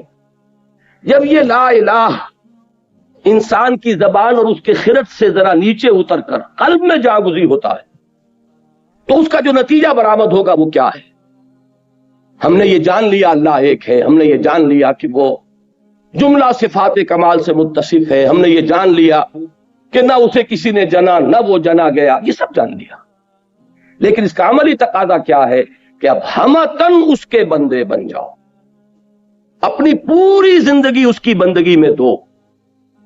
اور یہ بندگی میں دینا، اب لفظ اخلاص یہاں نوٹ کیجئے، اخلاص کے ساتھ میں نے اس موضوع پر جو چند آیات جو میری اس گفتگو کا اصل مرکز و محور بننے والی ہیں، مبنا اور مدار، تو میں نے اپنے ساتھیوں سے کہا تھا یہ آپ کے سامنے موجود ہیں. میں چونکہ اصلاً قرآن حکیمی کا طالب علم ہوں، مجھے انہی آیات کے حوالے سے آپ سے گفتگو کرنی ہے تاکہ یہ آیات جب آپ کے سامنے رہیں گی تو آپ کا بھی اس ٹیکسٹ کے حوالے سے گفتگو کے ساتھ ایک مستقل ذہنی رابطہ قائم رہے گا. ابتداءً میں یہ عرض کر دوں کہ قرآن مجید میں یوں تو کوئی بھی سورت کیا کوئی بھی صفحہ ایسا آپ کو نہیں مل سکتا کہ جس میں توحید کا ذکر نہ ہو. اسی طرح کوئی سورت کو جا کوئی صفحہ ایسا نہیں ملے گا کہ جس میں قیامت کا اور آخرت کا معاد کا ذکر نہ ہو. یہ دو وہ بنیادی چیزیں ہیں کہ جو انسان کو اس رخ پر ڈالنے کے لیے موٹیویٹ کرتی ہیں کہ جس پر اسلام اس کو ڈالنا چاہتا ہے. لیکن یہ کہ خاص طور پر جو مکی صورتیں ہیں ان میں یہ ایمانیات جو ہیں یہ بڑے تفصیل کے ساتھ زیر بحث آئے. ان میں سے 4 صورتوں کا میں ذکر کرنا چاہتا ہوں کہ جو میرے نزدیک توحید عملی پر ضربہ سلام ہے قرآن مجید کا. یہ سورہ زمر، پھر سورہ مومن، پھر سورہ حامیم السجدہ، اور اس موضوع پر کلائمیکس جو ہے وہ سورہ شورا ہے. میں نے یہاں چند آیات تو سورہ زمر کی آپ حضرات کے لیے یہ مطبوعہ شکل میں فراہم کی ہیں، اور چند آیات سورہ شورا کی. اب ذرا اندازہ کیجئے کہ توحید کا یہ انفرادی سطح پر تقاضا کس شد و مت کے ساتھ سامنے آ رہا ہے. سورہ زمر کی آیات پڑھیے. تنزیل الکتاب من اللہ العزیز الحکیم. اس قرآن کا، اس کتاب کا نزول ہے، اس کی تنزیل ہے اس ہستی کی طرف سے، اس اللہ کی جانب سے جو العزیز ہے، الحکیم ہے. انا انزلنا الیک الکتاب بالحق. اے نبی صلی اللہ علیہ وسلم، ہم نے آپ پر یہ کتاب نازل فرمائی ہے حق کے ساتھ. اب اس کا نتیجہ کیا نکلنا چاہیے، غور کیجئے. فاعبد اللہ مخلصا لہ الدین. پس بندگی کیجئے اللہ کی، عبادت کیجئے اللہ کی. کس شان کے ساتھ؟ اس کے لیے اپنی اطاعت کو خالص کرتے. وہ اطاعت جو ہے دو رنگی اور پچرنگی نہ ہو، زندگی کے حصے بکھرے نہ ہو جائیں کہ زندگی کے کسی پہلو میں تو آپ نے اللہ کی اطاعت کو تسلیم کیا اور کسی پہلو میں آپ نے اس سے علیحدگی اختیار کر لی، کسی اور کو مطاع مان لیا. وہ میں بھی عرض کروں گا کہ کون کون مطاع بنتے ہیں. اگلا ٹکڑا دیکھیے. میں سمجھتا ہوں کہ اس قدر جامع الفاظ شاید قرآن مجید میں آپ کو کہیں اور نہ ملیں. منفرد مقام ہے. الا للہ الدین الخالص. آگاہ ہو جاؤ، اللہ کے لیے ہے خالص اطاعت. یعنی اگر ملاوٹ والی اطاعت ہوگی وہ منہ پر دے ماری جائے گی. اللہ کو دو رنگی اور پچرنگی زندگی مطلوب نہیں ہے. صبغت اللہ، پوری زندگی اللہ کے رنگ برنگی ہوئی ہو. اللہ کے ہاں مقبول ہوگا صرف دین خالص. میں بھی چاہتا ہوں کہ صرف ان آیات میں جو ایک پرہیبت اور پرجلال انداز ہے اس کو ذرا آپ اپریشیٹ کریں، پھر میں ذرا اس پر بحث کروں گا تفصیل سے. ذرا آگے چل کے یہ دوسرا رکوع شروع ہوتا ہے آیات 11 سے اور 15 تک تقریباً. قل، یہ میں نے کل بھی عرض کیا تھا کیونکہ کل بھی ایک یہاں اجلاس تھا. میں نے عرض کیا تھا کہ ابتدائی مکی صورتوں میں اکثر و بیشتر خطاب جو ہے واحد کے صیغے میں ہے، محمد الرسول اللہ صلی اللہ علیہ وسلم. یہ اسلوب ہے قرآن کا. ذرا آگے چل کر پھر جمع کا صیغہ بھی استعمال ہونا شروع ہوتا ہے، لیکن یا ایھا الذین آمنو کے الفاظ آپ کو مکی قرآن میں نہیں ملیں گے. یہ جو ایک خاص خطاب کا انداز ہے اور اس کے لیے جو الفاظ معین ہو گئے امت مسلمہ کے لیے، یا ایھا الذین آمنو، یہ صرف مدنی صورتوں میں ملتے ہیں. بہرحال یہ جو حضور سے خطاب ہے واحد کے صیغے سے، اس کا مطلب یہ نہیں کہ مخاطب یہاں صرف محمد ہیں صلی اللہ علیہ وسلم، بلکہ آپ کی وساطت سے آپ کی پوری امت، آپ کا ہر ماننے والا، آپ پر ہر ایمان لانے والا جو ہے اس کا مخاطب ہے. لیکن یہاں ذرا وہی میں عرض کر رہا ہوں پھر کہ اس شکوہ کا، اس جلال کا اندازہ کیجئے. قل انی امرت ان اعبد اللہ مخلصا لہ الدین. تکرار دیکھیے اس سورہ مبارکہ میں اس اخلاص فی الدین کی جو تکرار ہوئی. اطاعت میں خلوص ہو، اطاعت میں یک رنگی ہو، اطاعت جو ہے وہ منقسم نہ ہو جائے. اے محمد کہہ دو مجھے تو حکم ہوا ہے کہ میں بندگی کروں اور پرستش کروں اللہ کی، اپنی کل اطاعت کو اس کے لیے خالص کرتے ہوئے. وَأُمِرْتُ لِأَنْ أَكُونَ أَوَّلَ الْمُسْلِمِينَ. بات اگر واضح نہیں تھی تو اب اور کھول دیا. اور مجھے حکم ہوا ہے کہ میں بنوں سب سے پہلا فرما بردار. قل، کہہ دو انی اخاف ان عصیت ربی عذاب یوم عظیم. خود مجھے بھی اندیشہ ہے کہ اگر میں نے اپنے رب کی نافرمانی کی تو ایک بڑے دن کا عذاب مجھے پکڑے گا. میں بھی مستثنا نہیں. جو تقاضا تم سے کیا جا رہا ہے وہی تقاضا مجھ سے. قل اللہ اعبد مخلصا لہ دینی، پھر کہہ دو اے محمد صلی اللہ علیہ وسلم میں تو صرف اللہ ہی کی بندگی اور پرستش کرتا ہوں، اس کے لیے اپنی اطاعت کو خالص کرتے ہوئے۔ فَاعْبُدُوا مَا شِئْتُم مِّن دُونِهِ، تو پوجو اور بندگی کرو جس کی چاہو اس کے سوا۔ قُلْ إِنَّ الْخَاسِرِينَ الَّذِينَ خَسِرُوا أَنفُسَهُمْ يَوْمَ أَهْلِهِمْ يَوْمَ الْقِيَامَةِ، کہہ دیجئے کہ اصل خسارے اور گھاٹے میں وہ لوگ ہوں گے جو اپنے آپ کو اور اپنے اہل و عیال کو قیامت کے دن خسارے میں مبتلا کریں۔ اب یہ ہے وہ جلال اور شکوہ، اللہ کی بندگی، اللہ کی پرستش، اس کے لیے اطاعت کو خالص کرتے۔ تیسری مرتبہ دیکھیے سورہ زمر کے پھر آخری حصے میں پھر مضمون آ رہا ہے، اور یہ میں سمجھتا ہوں کہ اس موضوع پر جلال کا انداز جو ہے وہ یہاں میں سمجھتا ہوں کہ قرآن مجید میں یہ مقام اس جلالی رنگ کے اعتبار سے منفرد ہے، بلکہ پھر میں وہی لفظ استعمال کروں گا کہ نقطہ عروج ہے۔ قُلْ فَغَيْرَ اللَّهِ تَأْمُرُونَ أَعْبُدُ أَيُّهَا الْجَاهِلُونَ، اے نبی ان سے کہہ دیجئے کہ اے جاہلو، یہ جاہل کے لفظ کو سمجھ لیجئے عام طور پر اردو میں مستعمل ہے ان پڑھ کے لیے، عربی میں جاہل کے معنی ان پڑھ نہیں ہے، جاہل کے معنی ہے جذبات و خواہشات کا بندہ، مشتعل مزاج انسان جو خواہشات اور شہوات اور جذبات کے ہاتھ میں اپنی لگام دیے ہوئے۔ ایک وہ ہے کہ جو عقل سے راستہ دیکھتا ہے، جو اپنی خرد سے اپنے عقل سے کام لیتا ہے، قومی یعقلون، اور ایک وہ لوگ ہیں کہ جو عقل کو بالائے طاق رکھ کر صرف جذبات اور خواہشات کی پیروی کرتے، وہ جاہل۔ تو اے حرص و ہوا کے بندو، اے خواہشات کے غلاموں، کیا تم مجھ سے بھی یہ توقع رکھتے ہو، مجھے بھی مشورہ دے رہے ہو کہ اللہ کے سوا کسی اور کی بندگی کروں؟ وَلَقَدْ أُوحِيَ إِلَيْكَ وَإِلَى الَّذِينَ مِن قَبْلِكَ لَئِنْ أَشْرَكْتَ لَيَحْبَطَنَّ عَمَلُكَ وَلَتَكُونَنَّ مِنَ الْخَاسِرِينَ۔ اور اے نبی سن لیجئے کان کھول کر، یہ بات آپ کے جانب بھی وحی کی جا چکی ہے، اور آپ سے جو پہلے انبیاء اور رسول آئے ان سب کے جانب بھی وحی کی جا چکی ہے کہ اگر بالفرض آپ نے بھی شرک کیا تو آپ بھی لازماً خسارہ پانے والوں میں سے ہو جائیں گے۔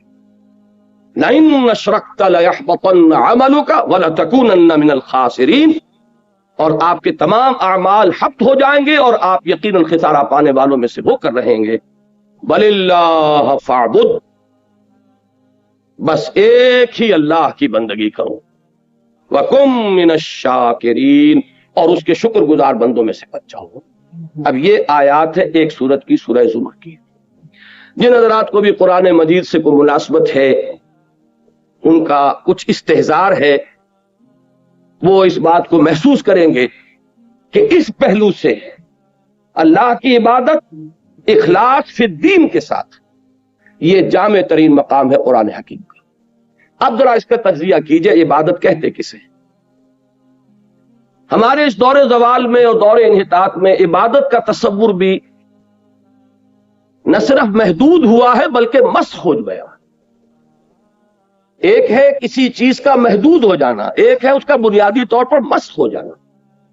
میرے نزدیک کانسیپٹ جو ہے عبادت کا وہ صرف محدود نہیں ہوا، مسخ ہوا ہے، پرورٹڈ کانسیپٹ، کہ بس چند ریچولز ہیں، نماز روزہ ہے، جن کا انسانی زندگی کے ساتھ کوئی تعلق نہیں رہا، وہ ایک علیحدہ سے ایک اپینڈکس ہے، ایک ضمیمہ ہے، اس کے سوا اس کی کوئی حقیقت نہیں۔ رہ گئی رسم ازاں روح بلالی نہ رہی، اور فلسفہ رہ گیا تلقین غزالی نہ رہی۔ حج کی ایک رسم ہے جو ہو رہی ہے، 30 لاکھ افراد حج کرتے ہیں، لیکن یہ کہ اس کا کوئی اثر دنیا میں محسوس نہیں ہوتا۔ دنیا میں کیا محسوس ہوگا؟ خود مسلمان معاشرے میں کوئی اثر محسوس نہیں۔ جس ملک سے 1 لاکھ کی تعداد میں حاجی جاتے اور آتے ہیں، کل بھی میں نے عرض کیا تھا کہ 1% ہی اگر انسان کے اخلاق، کردار اور تقوی میں بحیثیت مجموعی اضافہ ہو جائے ہر سال 1 لاکھ افراد کے حج سے، تو یہ 40 سال میں ہمارے ہاں یہ اخلاق اور تقوی جو ہے یہ کہاں سے کہاں پہنچ گئے۔ لیکن معلوم ہوتا ہے کہ زندگی کے ساتھ اس کا کوئی تعلق نہیں۔ یہ ایک علیحدہ سے ضمیمہ ہے، اپینڈکس ہے، اس کا ہمارے فکر سے، ہمارے نقطہ نظر سے، ہمارے ویلیو سٹرکچر سے ہمارے زندگی میں رویے سے کوئی تعلق. تو یہ تصور تو در حقیقت پرورٹڈ تصور ہے. یہ عبادات ہیں، اس میں کوئی شک نہیں، لیکن حقیقت میں عبادت نام ہے پوری زندگی میں اللہ کی بندگی، اور اس کے لیے یہ عبادات تیار کرتی ہیں. اقیم الصلاۃ علی ذکری، نماز کو قائم کرو میری یاد کے لیے، بھول نہ جاؤ. کل ہی میں سنا چکا ہوں یہاں حفیظ جالندری کا شعر، بڑا پیارا شعر ہے، مجھے بہت پسند ہے، کہ سرکشی نے کر دیے دھندلے نقوش بندگی، آؤ سجدے میں گریں لوح جبین تازہ کریں. یہ سرکشی، یہ تمرد جو ہے، اس نے ہمارے اندر سے وہ عبدیت کا نقش جو ہے کچھ اس کی وجہ سے دھندلا گیا ہے. سجدے میں گرو تاکہ وہ نقش پھر تازہ. تو نماز اس لیے ہے، روزہ اس لیے ہے تاکہ تم اپنے جو آپ کے اینیمل انسٹنکٹس ہیں ان پر قابو یافتہ ہو سکے. یہ نہ ہو کہ اندر سے بھوک کا تقاضا ابھرے اور آپ اتنے بےتاب ہو جائیں کہ حلال اور حرام کی تمیز نہ رہے. اندر سے آپ کی شہوت جو ہے انگڑائی لے اور آپ اندھے ہو جائیں کہ آپ کو کچھ نہ نظر آئے کہ اس کے لیے حرام راستہ کون سا اور حلال راستہ کون سا. اس کے لیے ایک مشق ہے. کتب علیکم الصیام کما کتب علی الذین من قبلکم لعلکم تتقون. اور اگر عین حالت صوم میں جھوٹ بولا جا رہا ہو، عین حالت صوم میں بے ایمانی کی جا رہی، عین حالت صوم میں رشوت دی یا لی جا رہی، تو اس کو حضور نے فرما دیا ہے، آپ نے کوئی چیز چھپا کر نہیں رکھی، کہ کم من صائم لیس لہ من صومہ الا الجوع، کہ کتنے ہی روزے دار ایسے ہیں کہ انہیں اپنے روزوں سے سوائے بھوک اور پیاس کے کچھ حاصل نہیں. من لم یدع قول الزور والعمل به فلیس للہ حاجۃ ان یدع طعامہ وشرابہ. جو شخص جھوٹ بولنا اور جھوٹ پر عمل کرنا ترک نہیں کرتا تو اللہ کو تو کوئی احتیاج نہیں ہے کہ وہ اپنا کھانا پینا ترک کر دے. یہ روزہ نہیں ہے، فاقہ. زکوٰۃ اس لیے ہے کہ مال کی محبت کو دل میں سے کھوج دے. یہ ساری چیزیں در حقیقت اس بڑی عبادت کے لیے تیار کرنے والی. میں اللہ کا شکر ادا کرتا ہوں کہ بہت سے مفکرین، مصنفین، دانشور، بہت سے داعیان الی اللہ، ان کی کوششوں کے ذریعے سے یہ تصور عام ہو چکا ہے. اب ہمارے بالکل عوام الناس میں جو حالات میں تو شاید یہ بات ہو کہ وہ صرف ریچولسٹک کانسیپٹ جو ہے وہ ابھی چلا آ رہا ہو، لیکن پڑھے لکھوں لوگوں کی ایک بڑی تعداد جو ہے اب اس حقیقت سے تو آشنا ہو چکی ہے کہ عبادت کا مفہوم ہے پوری زندگی میں اللہ کی بندگی. زندگی آمد برائے بندگی، زندگی بے بندگی شرمندگی. لیکن میں یہ سمجھتا ہوں اس فہرست میں یقیناً میرے نزدیک اس دور میں جو بڑی بڑے مشاہیر جن کے نام آئیں گے ان میں علامہ اقبال کا نام سر فہرست ہے، اس لیے کہ ان کا دائرہ جو ہے وہ بہت پھیلا ہے، بہت وسیع ہوا ہے اثر اور نفوذ کا. پھر اسی میں آپ کو مولانا مودودی کا نام ملے گا جنہوں نے اس تصور کو واضح کیا ہے. یہ تصور جو ہے اور بھی بہت سے اہل قلم حضرات ہیں کہ جنہوں نے اب عام کر دیا ہے. ہمارے ہاں اب یہ تصور جو ہے کوئی اجنبی تصور نہیں ہے کہ لوگ اب جانتے ہیں کم سے کم، چاہے اس پر عمل پیرا نہ ہو، کہ عبادت کا مفہوم پوری زندگی میں اللہ کی بندگی ہے.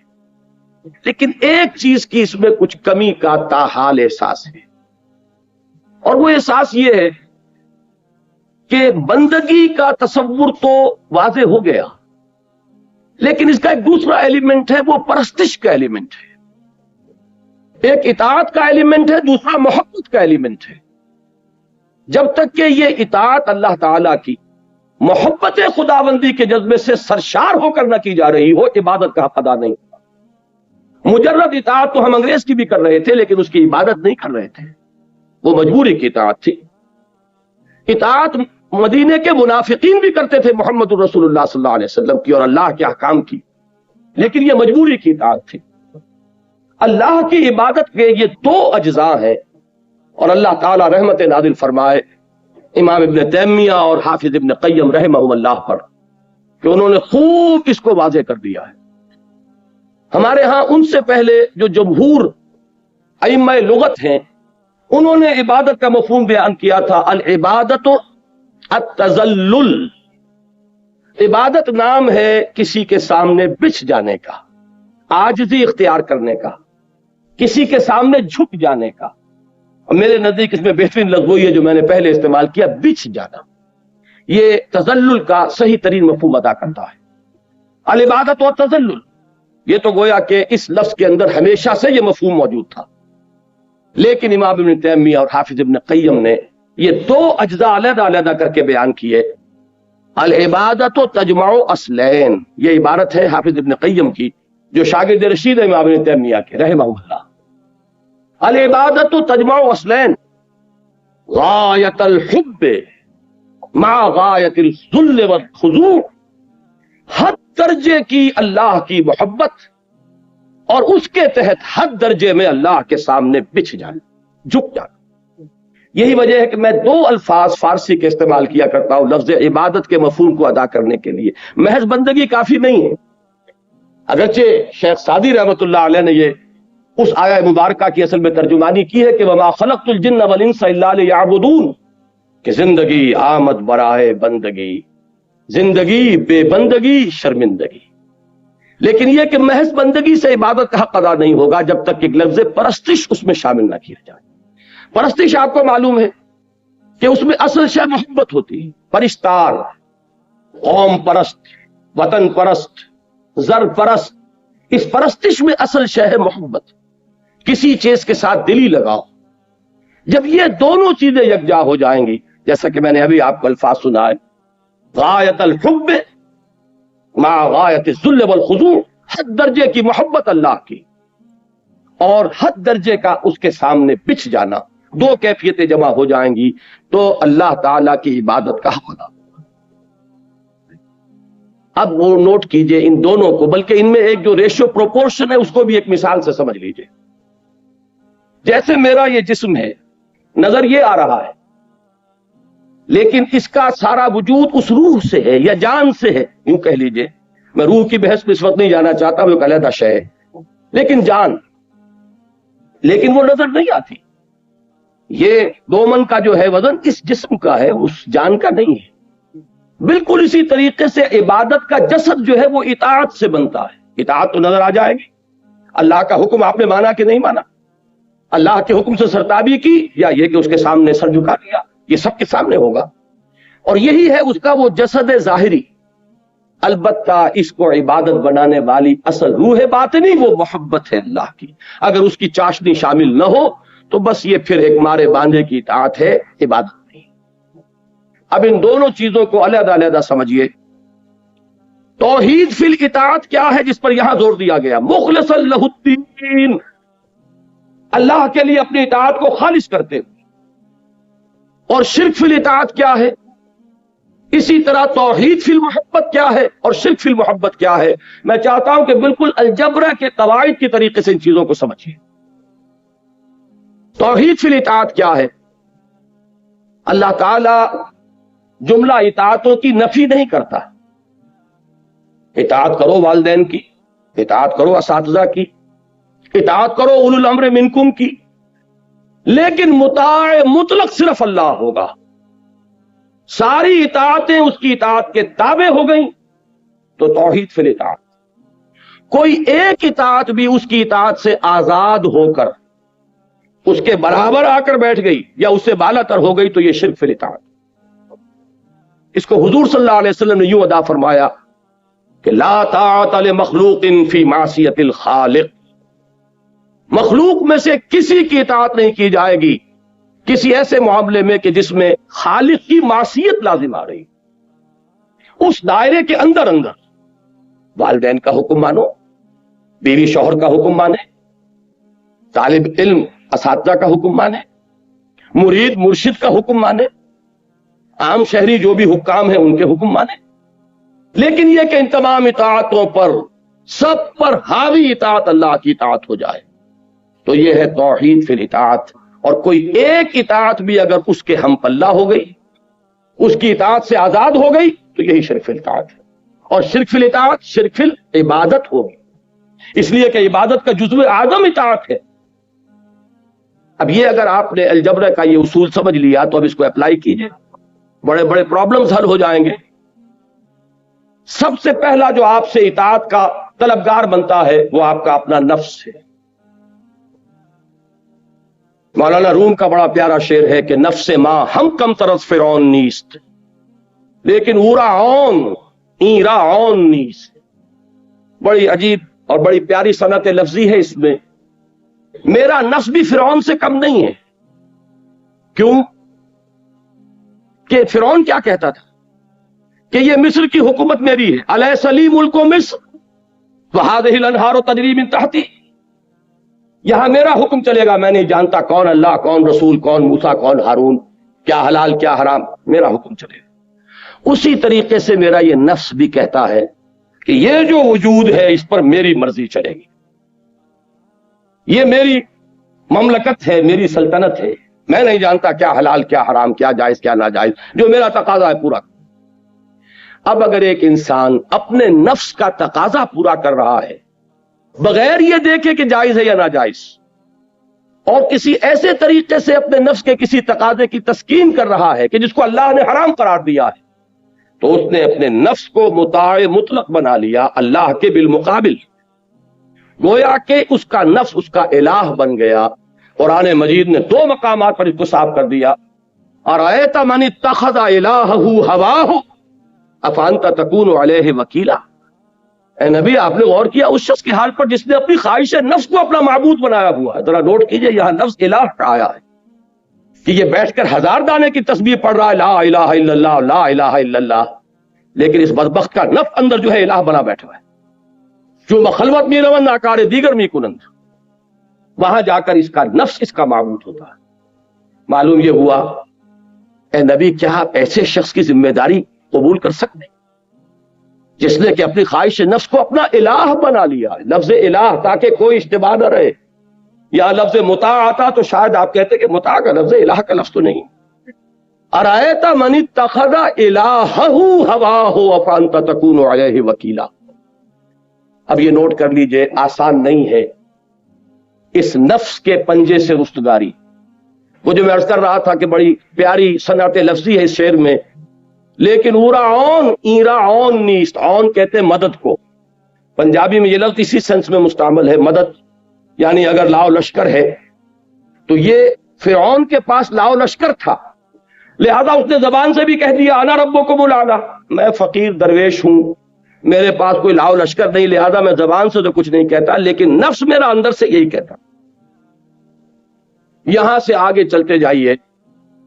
جس شے کو بھی آپ نے اللہ تعالیٰ کی اطاعت سے آزاد ہو کر مطاع مان لیا، چاہے عقیدے میں نہیں مانا عمل میں مانا، وہ عمل میں آپ کا مطاع مطلق بنا، وہ عمل میں آپ کا معبود بنا، اور وہ توحید فی الاطاعت کے دائرے سے آپ نکل. اب اسی طریقے سے محبت کو لیجئے.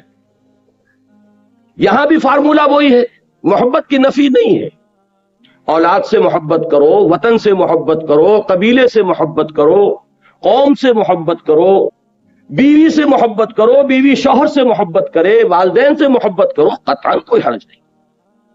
لیکن تمام محبتوں سے بالا تر محبت اللہ کی رہے، تب تو یہ توحید فی المحبت ہے. اور توحید فی المحبت اصل روح ہے، اصل جان ہے توحید فی العبادت کی. اس لیے کہ عبادت کو میں نے 2 اجزاء میں تقسیم کر دیا آپ کے سامنے، اطاعت اور محبت. اگر کسی ایک شے کی محبت بھی اللہ کی محبت کے برابر آ کر اس دل کے سنگھاسن پر بیٹھ گئی تو یہ شرک فی المحبت ہوگا. اور کوئی محبت اس سے بھی بالا تر ہو گئی تو اب شرک سے بھی کوئی بڑا لفظ اس کے لیے آپ کو وضع کرنا ہو. یہ اگر اصول سامنے آ گیا تو اب نوٹ کیجئے مال کی محبت. اگر اس مال کی محبت میں آپ اتنے مبتلا ہیں کہ حلال اور حرام کی تمیز ختم ہو گئی ہے تو آپ کا محبوب حقیقی یہ مال ہے. جو محبوب حقیقی ہے وہی در حقیقت معبود حقیقی ہے. آپ کا معبود دولت ہے. فرق صرف یہ ہے کہ ہندو نے لکشمی دیوی کی مورتی بھی بنا لی، اس کو ڈنڈوت کرتا ہے، اس کو سجدہ کرتا ہے، لیکن ظاہر بات ہے کہ وہ لکشمی دیوی کو پوجتا ہے تو لکشمی دیوی کے لیے نہیں پوجتا، دولت کے لیے پوجتا ہے، اس لیے کہ وہ دولت کی دیوی ہے. اس کے خیال میں جس پر اس کی نگاہ کرم ہو جائے گی اس کے بارے نیارے ہو جائیں. آپ نے کوئی لکشمی بائی یا لکشمی دیوی تو سامنے نہیں رکھی، لیکن جو نتیجہ ہے وہاں تک آپ بھی پہنچے ہوئے. کہ हवस छुप छुप के सीनों में बना लेती है तस्वीरें, अंदर तो वो बुत कदे आबाद हैं। दौलत की परस्तिश और दौलत की मोहब्बत अगर अल्लाह की मोहब्बत से बालातर हो गई तो आपका माबूद दौलत है। और यहां मैं आपको, जैसे वहां मैंने एक आयत पर इत्तेफाक की है, यहां एक हदीस काफी होगी। तैसा अब्दुद्दीनार व अब्दुद्दिरहम, जरा नोट कीजिए किस कदर वाज़े अल्फाज। ये माजी का भी सीगा हो सकता है और इंशा भी इसमें हो सकती है। अरबी जबान में माजी ही में आता है दुआ या बद्दुआ के लिए या तमन्ना के लिए, आरजू के लिए भी कलमा। तो तैसा बर्बाद हो गया या बर्बाद हो जाए, दोनों इसके मानी होंगे। कौन कौन फरमा रहे हैं? मोहम्मदुर रसूलुल्लाह सल्लल्लाहु अलैहि वसल्लम इनके लिए फरमा रहे हैं, अब्दुद्दीनार और अब्दुद्दिरहम के लिए, कि नाम उसका अब्दुल रहमान है, हकीकत में अब्दुद्दीनार है। उसका माबूद पैसा है, हलाल से आए, हराम से आए, जायज से आए, नाजायज से आए, सही से आए, गलत से आए, पैसा है। तो मालूम हुआ कि असल मोहब्बत किसकी हुई? पैसे की। जो महबूब हकीकी है वही आपका माबूद असली है। हाँ, ये मोहब्बतें हों लेकिन अल्लाह की मोहब्बत के ताबे, तो कोई हर्ज नहीं। माल से भी मोहब्बत करो, कोई हर्ज नहीं, लेकिन अल्लाह की मोहब्बत से नीचे नीचे। इसमें वो आया मुबारक का जरा नोट कर लीजिए जो सूरह तौबा में आई है, आयत नंबर 24, लर्जा देने वाली आयत। कुल, ए नबी इनसे कह दीजिए, इन कान आबाउकुम व अबनाउकुम व इख्वानुकुम व अज़वाजुकुम व अशीरतुकुम व अम्वालुन इक़्तरफ़्तुमूहा व तिजारतुन तख़शौना कसादहा व मसाकिन तर्दौनहा अहब्बा इलैकुम मिनल्लाहि व रसूलिही व जिहादिन फी सबीलिही फतरब्बसू हत्ता याती अल्लाहु बिअम्रिही वल्लाहु ला यहदिल कौमल फासिकीन।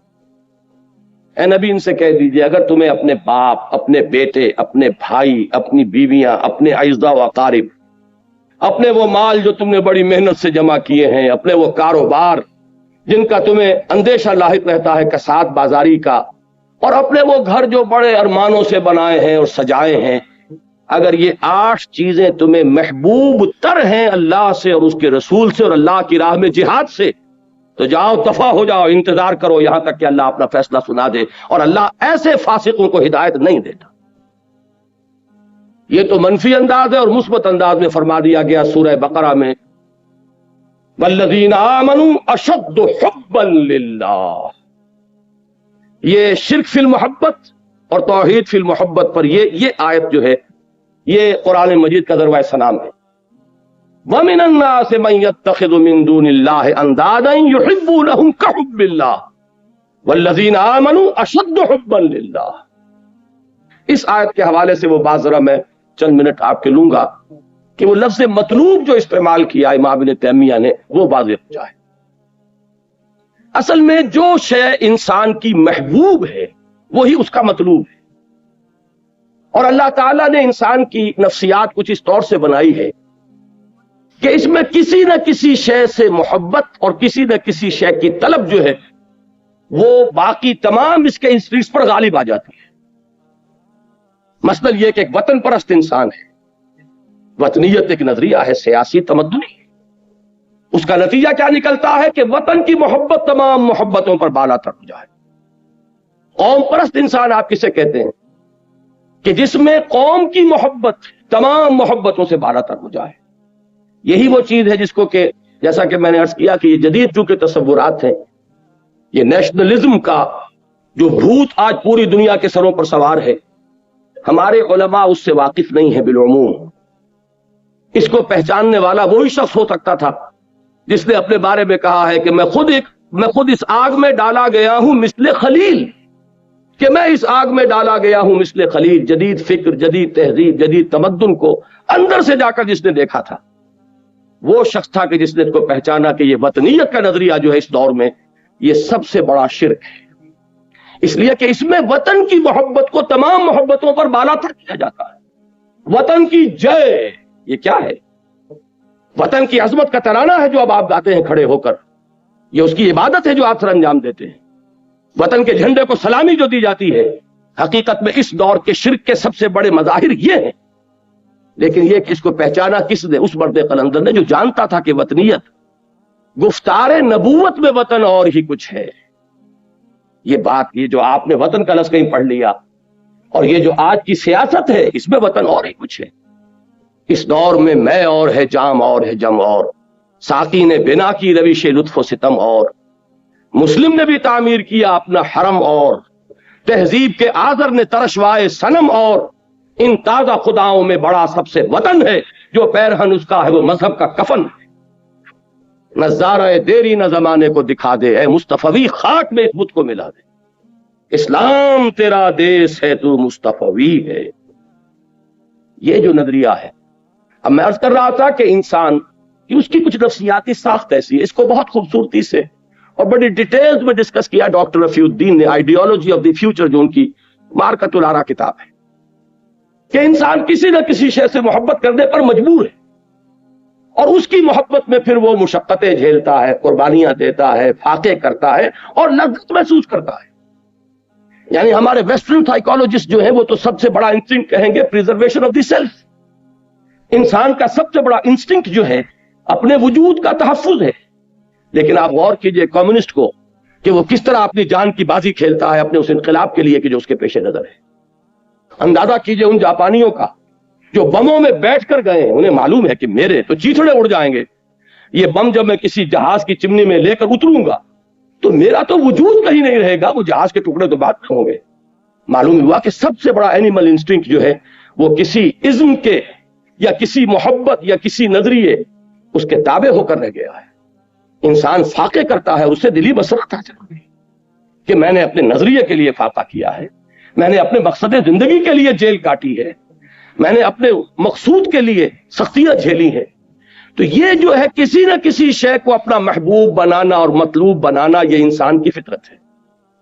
اب جن لوگوں کی رسائی تو اللہ تک ہو گئی تو وہ تو محبوب حقیقی ہے ہی ہے، لیکن جن کی رسائی وہاں نہیں ہوئی انہوں نے کسی نہ کسی کو تراش لیا ہے، اس کو اپنا محبوب بنایا ہے. می تراشد فکر ما ہر دم خدا بندے دیگر، رست از یک بندتا افتاد در بندے دیگر. مجبور ہے انسان کہ کسی نہ کسی کو تراش کر اور اپنے دل کے سنگھاصل پر بٹھائے. وہ کوئی نظریہ بھی ہو سکتا ہے. ایک تخیل کے حسن مبہم پر ساری ہستی مٹائی جاتی ہے. انسان ایک نظریے کے لیے بھی اپنا سب کچھ قربان کرنے کے لیے تیار ہوتا ہے. یہ ہے اس کا مطلوب. قرآن مجید میں یہ سورہ حج کے آخری رکوع میں آیا ہے، ضعف الطالب والمطلوب. اللہ کے سوا کسی کو تم نے مطلوب بنایا تو وہ مطلوب بھی بیچارہ اور عاجز، اور طالب اس سے بھی بڑھ کر عاجز اور بیچارہ. جس کا مطلوب عاجز اور بیچارہ ہے، ایک ہی مطلوب حقیقی اور وہ اللہ ہے. یہ ہے وہ مطلوب کا لفظ جس کو امام ابن تیمیہ رحمۃ اللہ علیہ نے استعمال کیا. انسان کا مطلوب صرف اللہ بن جائے. اور یہ بات آپ نے سنی ہوگی، ہمارے ہاں صوفیہ کے حلقے میں یہ عام ہے کہ لا الہ الا اللہ، اس کا ایک مفہوم ہے عوامی سطح پر، وہ کیا ہے؟ لا معبود الا اللہ. اور اس کا ایک مفہوم ہے جو اس سے ذرا اونچا اٹھتا ہے انسان شعور کے اعتبار سے، اس کا لیول آف کانشسنس اگر بلند ہوگا تو اسی لا الہ الا اللہ کا مفہوم جو منکشف ہوگا وہ کیا ہوگا؟ لا مقصود الا اللہ، لا مطلوب الا اللہ، لا محبوب الا اللہ. یہاں تک پہنچے تو اب آپ کی وہ توحید عملی پوری ہوئی کہ آپ کا مقصود اللہ ہو، آپ کا مطلوب اللہ ہو، آپ کا محبوب اللہ ہو. اور پہلے میں نے عرض کیا آپ کا مطاع مطلق اللہ ہو، ساری اطاعتیں اس کی اطاعت کے تابع ہو جائیں.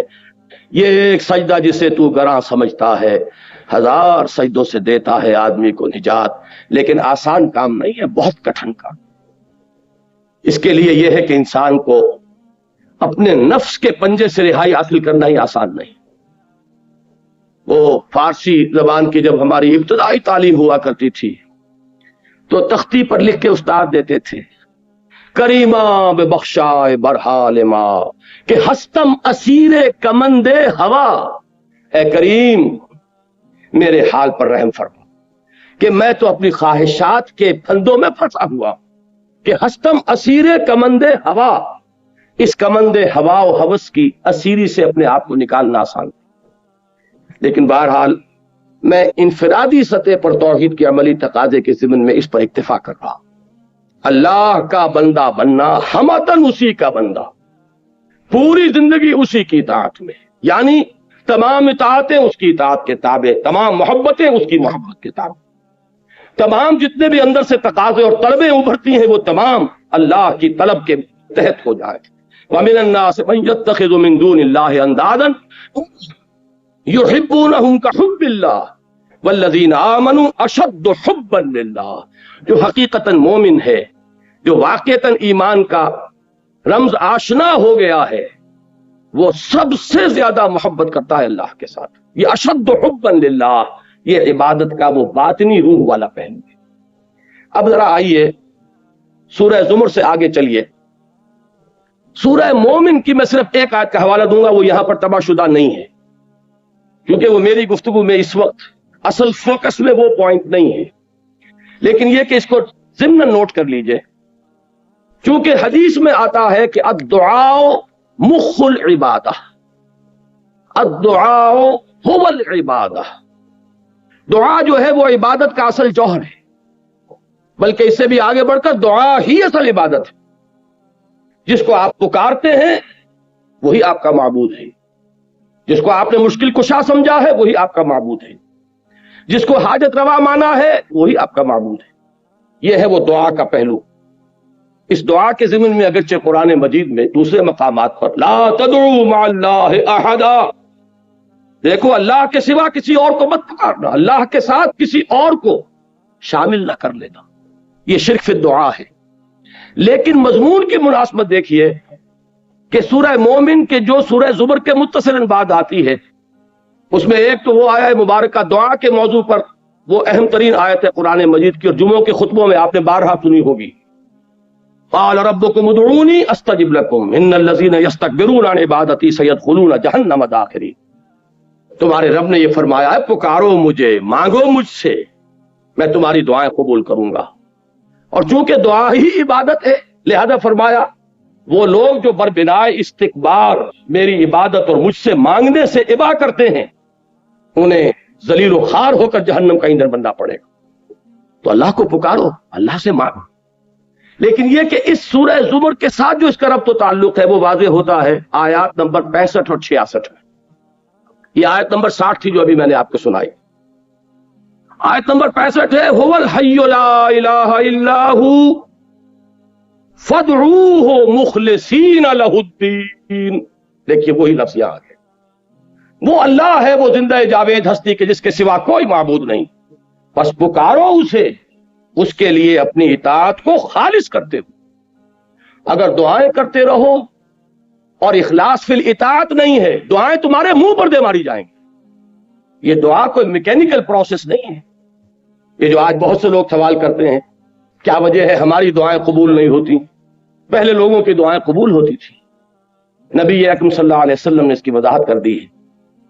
आपने नक्शा खींचा है कि एक शख्स है जो बहुत दूर से सफर करके हरमैन पहुंचा हुआ है, मुल्तजिम से चिमटा हुआ है, या जबल नूर पर ढींगा मुश्ती करके ऊपर पहुंचा हुआ है, सबसे ऊपर पहलवान किस्म का आदमी, और उसने हाथ उठाए हुए हैं और पुकार रहा है अल्लाह। रजुलन अशअसा अकबरा युतीलु सफरा, बड़ा लंबा सफर करके आया है, कपड़े उबार आलूद हैं, बाल गर्दे से अटे हुए हैं। यमुद्दु यदैहि इला समा, और अपने दोनों हाथ आसमान की तरफ फैला रहा, या रब या रब। व अन्ना युस्तजाबु लिज़ालिक, इस शख्स की दुआ कैसे कबूल हो। व मतअमुहु हरामुन व मलबसुहु हरामुन व गुज़िया बिल हराम, हालांकि उसका खाया हुआ हराम का है, उसका पहना हुआ हराम का है, उसका जिस्म हराम से बना है, हराम ग़िज़ा से तनोतोष बनाया हुआ है। ये चीज उसकी दुआ के लिए एक हिजाब बन गई है। कैसे हो फन्ना युस्तजाबु लिज़ालिक, ऐसे शख्स की दुआ कबूल हो तो कैसे हो। आपको किताबें मिलेंगी दुआ की कबूलियत के मकामात कौन कौन से हैं, दुआ की कबूलियत के औकात कौन कौन से हैं, ये सारी चीजें जमा हो गई। उससे ज्यादा मुतबर्रक मुकाम कोई होगा, उससे ज्यादा मुकद्दस मकाम कोई होगा। वहां पर पहुंचकर भी इंसान दुआएं मांग रहा है, दुआएं उसके मुंह पर दे मारी जा रही।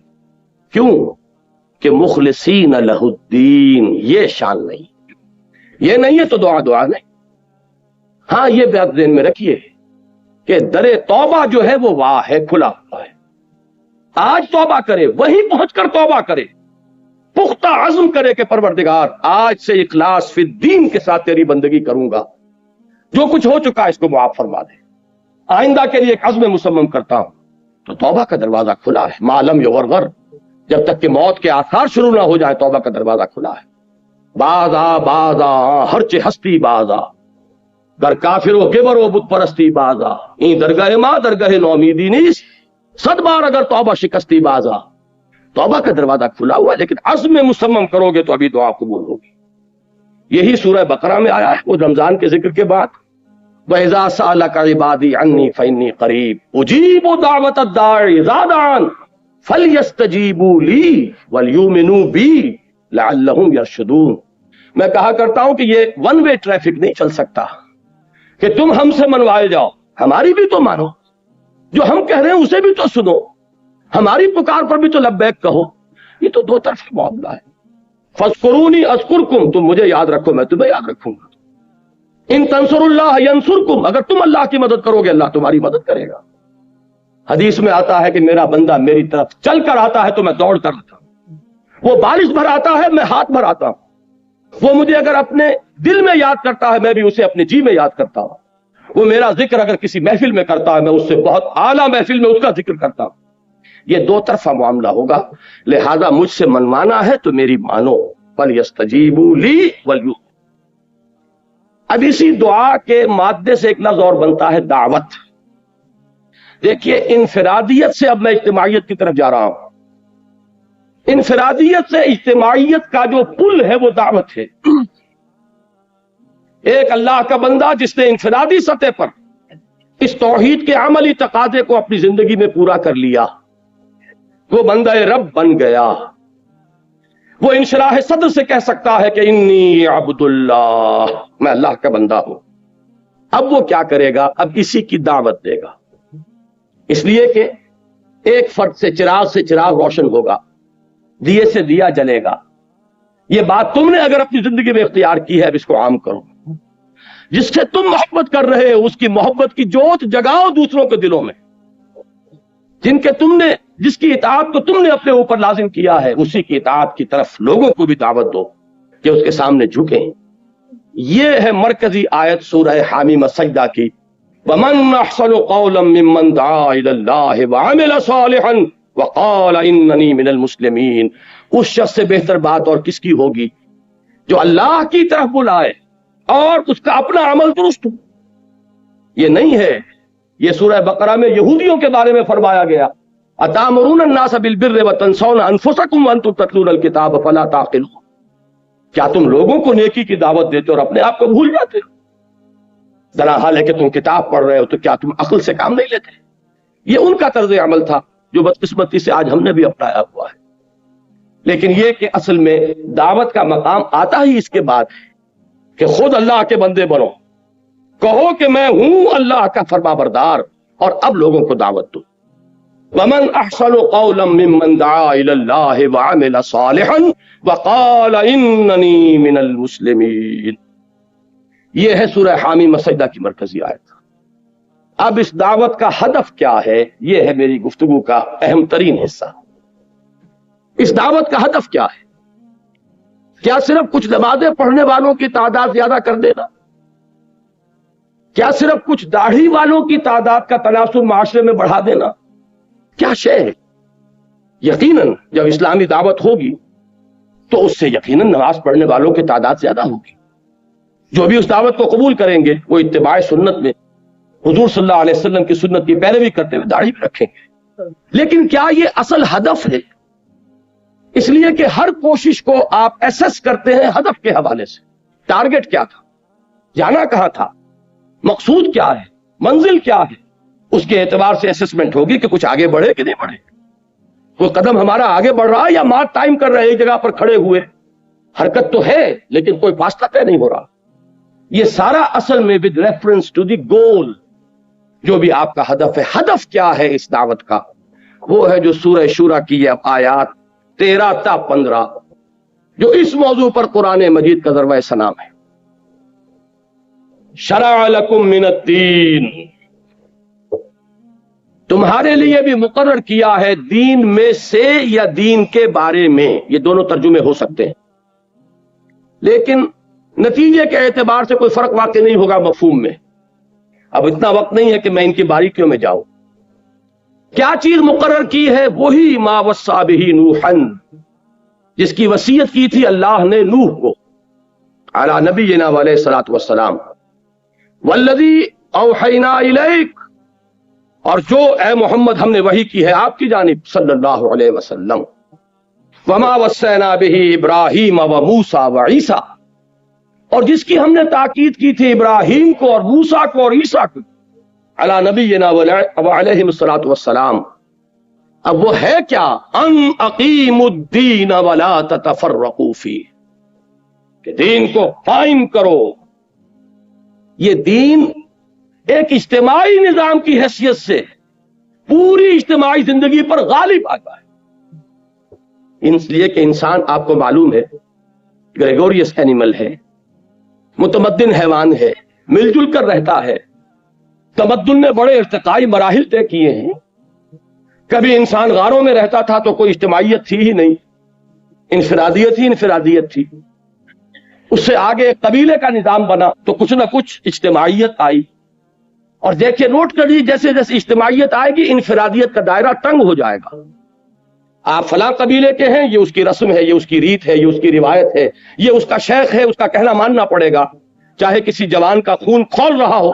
لیکن یہ کہ قبیلے کی روایت ہے، قبیلے کا نظم ہے، قبیلے کی قانون ہے، آپ کو پابندی کرنی پڑے گی. جہاں بھی نظام کی طرف پہلا قدم آیا ہے انفرادیت کا دائرہ سکڑنا شروع. اب بعض شہر تو ایسے تھے جو ایک ہی قبیلہ ان میں آباد تھا.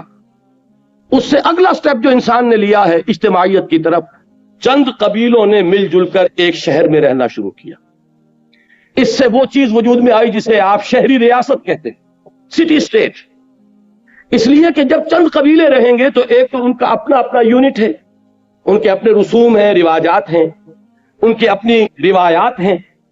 لیکن یہ کہ جو انٹر ایکشن ہوگا ان کے مابین، اس کے لیے کچھ نہ کچھ طے کرنا پڑے گا. کچھ نہ کچھ اصول ہوں گے، وہ لکھے ہوئے ہوں یا نہ ہوں، اس سے کوئی فرق واقع نہیں ہوتا. لیکن کچھ نہ کچھ ایک دستور جو ہے وہ بالکل ایک ابتدائی اور پریمیٹیو فارم میں وہ پیدا ہو جائے گا جبکہ دو قبیلے ایک جگہ رہیں. میں مثال دے دوں آپ کو، حضور صلی اللہ علیہ وسلم کی سیرت میں ہمیں یہ دونوں چیزیں بیک وقت نظر آتی ہیں. اس لیے کہ مکہ ایک قبیلے کا شہر تھا، وہاں صرف قرشی رہ سکتا تھا. یا قرشی کا غلام یا قرشی کا حلیف، کسی کی امان میں آپ آ گئے تو آپ رہ سکتے. تیسرا چوتھا کوئی کسی کیٹیگری کا آدمی وہاں نہیں رہ سکتا. وہ تھا ایک قبیلے کا شہر. تمدن کے اعتبار سے یہ زیادہ پریمیٹیو تھا. مدینہ منورہ 5 قبیلوں کا شہر تھا، تمدن کے اعتبار سے ایک سٹیپ فارورڈ. اس لیے کہ 3 قبیلے یہود کے آباد تھے، بنو نذیر، بنو قینقاع، بنو قریظہ، اور 2 تھے اصل عرب قبائل جو یمن سے آ کر آباد ہوئے، اوس اور خزرج. اب ظاہر بات ہے کہ ان کے مابین کچھ نہ کچھ طے ہوگا. قبیلے کا اپنا نظام تو چلے گا اپنی روایات کے مطابق، لیکن یہ کہ آپس میں معاملہ ہوگا تو کیسے ہوگا، کچھ نہ کچھ بات طے کرنی ہوگی. اور یہ بات شاید عجیب لگے بہت سے حضرات کو جن کے علم میں پہلے نہ ہو کہ ان کے ہاں یہ طے تھا کہ ایک اوسی کی قیمت کے مقابلے میں خزرجی کی قیمت 3 گنا ہوگی. اس لیے کہ خزرج بڑا قبیلہ تھا، اوس چھوٹا تھا. تو اگر کوئی خزرجی قتل کر دے اوسی کو تو فرض کیجئے کہ 10,000 دینے پڑے. تو اگر کوئی اوسی قتل کر دے گا خزرجی کو تو 30,000 دینے پڑیں گے. اب آپ سوچئے کہ جو اوسی نوجوان ہوتے ہوں گے ان کے خون کھولتے ہوں گے کہ نہیں، کہ کیا میرے خون کی قیمت اس خزرجی کے مقابلے میں کیا ہے، یہ مجھ سے کوئی اعلیٰ تر انسان ہے. لیکن یہ کہ طے ہے، قبیلے کا آپس میں معاملہ بنا ہوا ہے، ماننا پڑے گا. تو یہ سٹی اسٹیٹ قائم. سٹی اسٹیٹ سے آگے بڑھے آپ تو اب بڑی بڑی مملکتیں، ایمپائرس. اور حضور کے زمانے میں بھی یہ 2 ایمپائرس تھے، Roman empire and the Persian empire. یہ 2 عظیم اس وقت کی سپر پاورز تھی. تاریخ کئی صدیوں سے جھولا جھول رہی تھی ان دونوں کے مابین. کبھی رومی آگے بڑھتے تھے، ایرانیوں کو دھکیل دیتے تھے پیچھے. کبھی ایرانی آگے بڑھتے تھے، رومیوں کو دھکیل دیتے تھے. کبھی تو وہ بالکل یورپ تک جا پہنچاتے تھے، جیسے کہ خسرو کے زمانے میں، سائرس کے زمانے میں ہوا ہے. بہرحال یہ بھی جو تمدن کی سطح ہے موجود تھی. اس کے بعد اب ایک سٹیپ اس کے بعد سے آج تک انسان نے لیا ہے، اور وہ یہ ہے کہ اب کانسیپٹ آف اسٹیٹ، ریاست کا تصور. پہلے ریاست اور حکومت گڈمڈ تھے. آپ حکومت کے وفادار ہیں کہ ریاست کے وفادار ہیں، اس میں کوئی فرق نہیں تھا. جو بھی حاکم کے خلاف اگر کھڑا ہو گیا تو باغی قرار پایا. حضرت حسین رضی اللہ تعالیٰ عنہ کا معاملہ کیا تھا. لیکن آج انسان کا تمدن جو ہے ایک قدم اور آگے جا چکا ہے. اب ریاست علیحدہ ہے، حکومت علیحدہ ہے. ریاست ہے اصل شے جس کی وفاداری ہے، ریاست ہے کہ جس کے ساتھ آپ کا تعلق ہے. حکومت کو تو بنانا یہ آج عوام کا حق تسلیم کیا گیا. بنائیں یا بگاڑ دیں، ختم کر دیں، بدل دیں.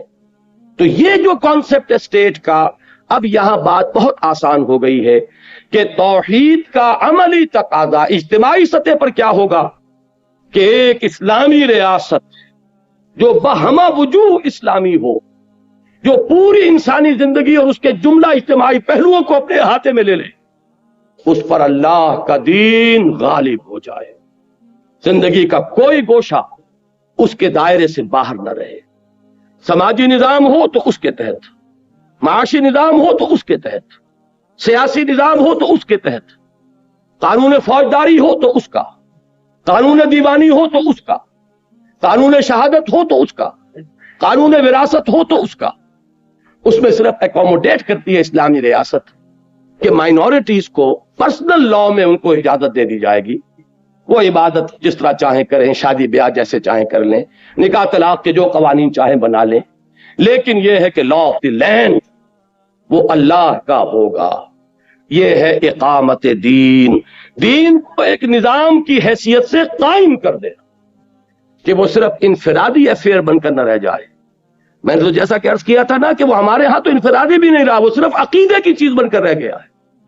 یہ توحید کی تکمیل جو ہوگی اس وقت ہوگی، وہ جس کو اقبال نے کہا ہے کہ وقت فرصت ہے کہاں، کام ابھی باقی ہے، نور توحید کا اتمام ابھی باقی ہے. یہ نور توحید کا اتمام کب ہوگا؟ جبکہ پورے اجتماعی نظام پر اللہ کا دین غالب ہو جائے.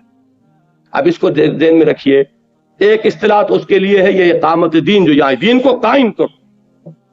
اس میں تھوڑا سا اشتباہ بعض حضرات پیدا کرتے ہیں کہ اس کا ترجمہ تو ہے دین کو قائم رکھو. اور میں عرض کیا کرتا ہوں، جیسے میں نے وہاں عرض کیا تھا کہ وقت نہیں ہے تفصیل میں جانے کا، ورنہ میں اس کی وضاحت کر دیتا کہ نتیجے کے اعتبار سے نہ اس پہ فرق ہے نہ اس پہ فرق ہے. اس قائم رکھو اور قائم کرو کا بہترین جو معاملہ سمجھ میں آ جائے گا وہ ایک خیمے کی مثال سے.